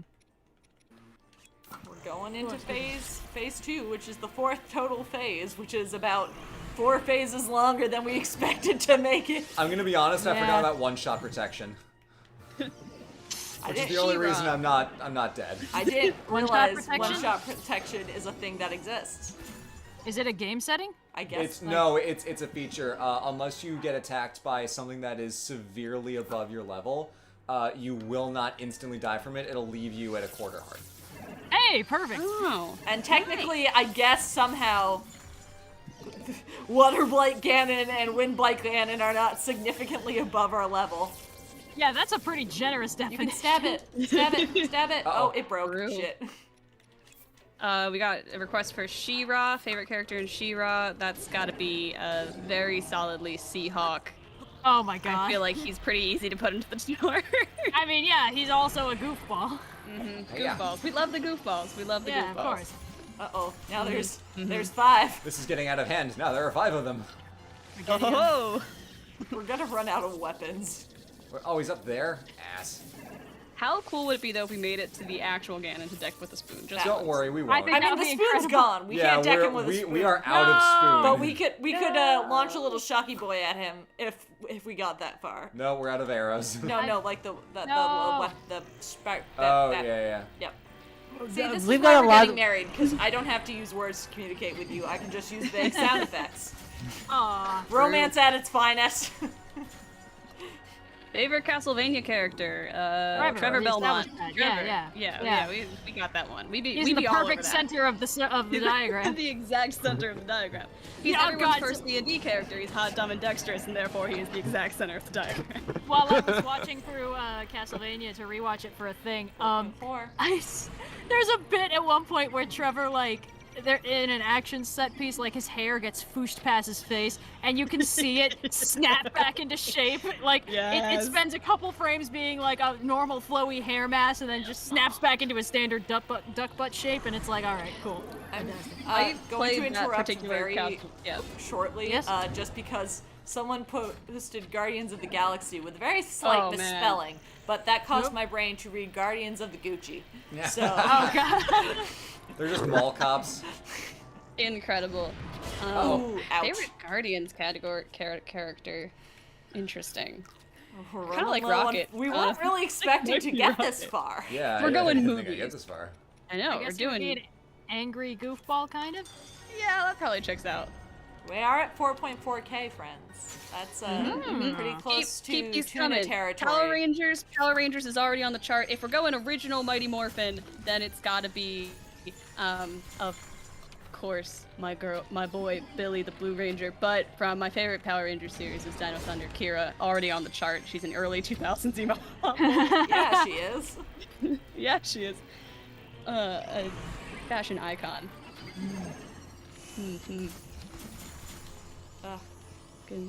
This fight is going really well, for the record. I know. We are gonna run out of Blue, weapons you are before we can killing it. do any of the other blights. But That's a shame. this guy is going to die. Yeah, eat it. That's There what we you get go. for killing me. All right. Woo! Fire Hey, blight. Let's go. Yeah, yeah. Fire Blake. This is where we die. We are on the Yeah, third Ganon, so please drop your $3 in the donation bin if you're able to. Do it for the Oh, I tuna. can use my. Oh, you have ice arrows! Oh my god! They do Okay. surprisingly Oh, we got a little. spam bot in chat? We got a scam bot, but don't worry. Fastest band in The the West scam is bots on have it. made it! Actually, though, I'm on it. He was on the case. The fastest band in the West. It's been a while since we've had a solid spam bot. Yeah, Hey, and this you one know, was a they different they kind. know my rep, and it precedes me, and it keeps them at bay. Yeah. I don't know if that's true or not. Someone asked for favorite Sailor Moon characters. Probably Sailor 4.5. Mars and Tuxedo Mask are tied for first on that one, depending Well, on. Sailor Mars is angry, right? That's her thing? Definitely angry. Yeah, Definitely that's angry. what I recall from the 11 episodes I've watched. Like how you waited for him to Tuxedo. sit up. Yeah. It's like, sit up so I can stab you. Get back here, Does bitch. Tuxedo Mask have a personality? People said I mean, alternate your bomb he's- types. Like I would- alternate one to the other. He's bomb not spams. quite goofy enough to truly be in the goofy category. And he's not But really he emo enough to does, be in like, early 2000s he's not really emo emo enough hot to be in boy. early 2000s emo. He's kind of in between the two, but he's not quite either. Like, he doesn't fit in the chart as well as others do, but he's also tied with a character who fits in the chart very well, which Right, just check yeah. out. Someone in chat asked Red if you could draw Indigo. Bombs. Just Um, just draw. Yeah, of course. Oh yeah, does Indigo still not have a I chibi? still don't exist in a Sorry. physical form. I'll get to it. I swear. I've been doing other stuff. I'll do it. No, it's okay. It It doesn't sound okay. Cleo beat me to having a physical form. I'm Yeah, sorry. these things do literally nothing. These rods are useless. I mean, they do 5 damage, which I don't think that's more than the. Oh, ow! I think bombs is gonna be your best strat here, the alternating between one bomb and the other, because then you also have like the distance. Well, that's our Whoa, last We food. hit 5K. Oh no, we got a we few hit more. 5K. We hit 5K. We hit 5K! Yeah. Oh my Okay, god, Cleo! holy shit. Yeah. Miss, wake What are up! you You're gonna doing get so tuna? much. We'll post that right after we give her it, which will probably be after the stream. Ow. She has already had tuna today, but she's gonna get more. She's gonna be so confused. Uh-oh. She- All right, she's end of never- the line, team. I got no more food. But you No. can be fireproof.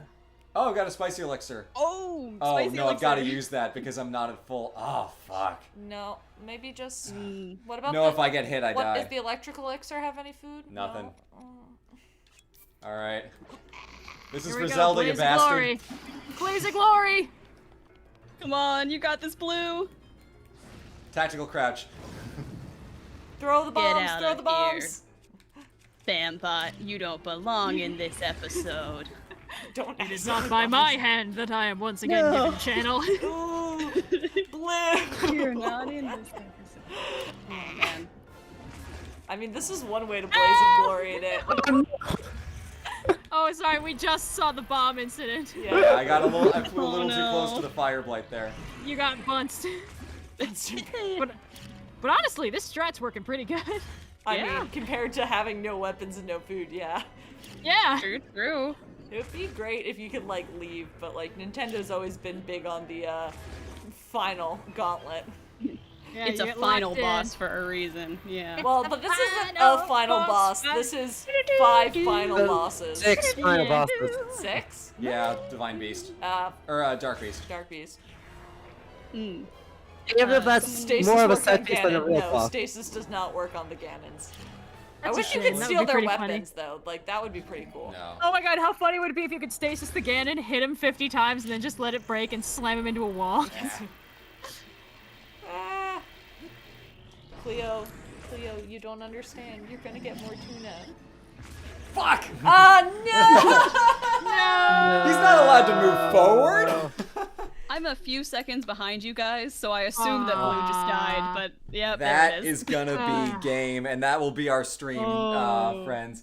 Thank you so much for joining us on this. We raised $5,000 for Wide Angle Youth Media. Thank you guys so much. That's gonna go to teaching the next generation of amazing content creators, not just on YouTube, but in all forms of media, film, TV, audio, and all kinds of other stuff. So thank you for helping us to raise money for that. I have died. I am now going to go to sleep because oh my god. We will post For 100 years. Yeah, exactly. I'll awaken. wake up in 100 years and try again. We're gonna post the Cleo videos tonight and then probably tomorrow morning. So check out our Twitter if you don't already follow it. And we will see you guys on the next stream. Anyone have anything to say before we head out? Thanks, friends. Next time on Thanks, gang. You all should check out Indigo's podcast, Movie Struck.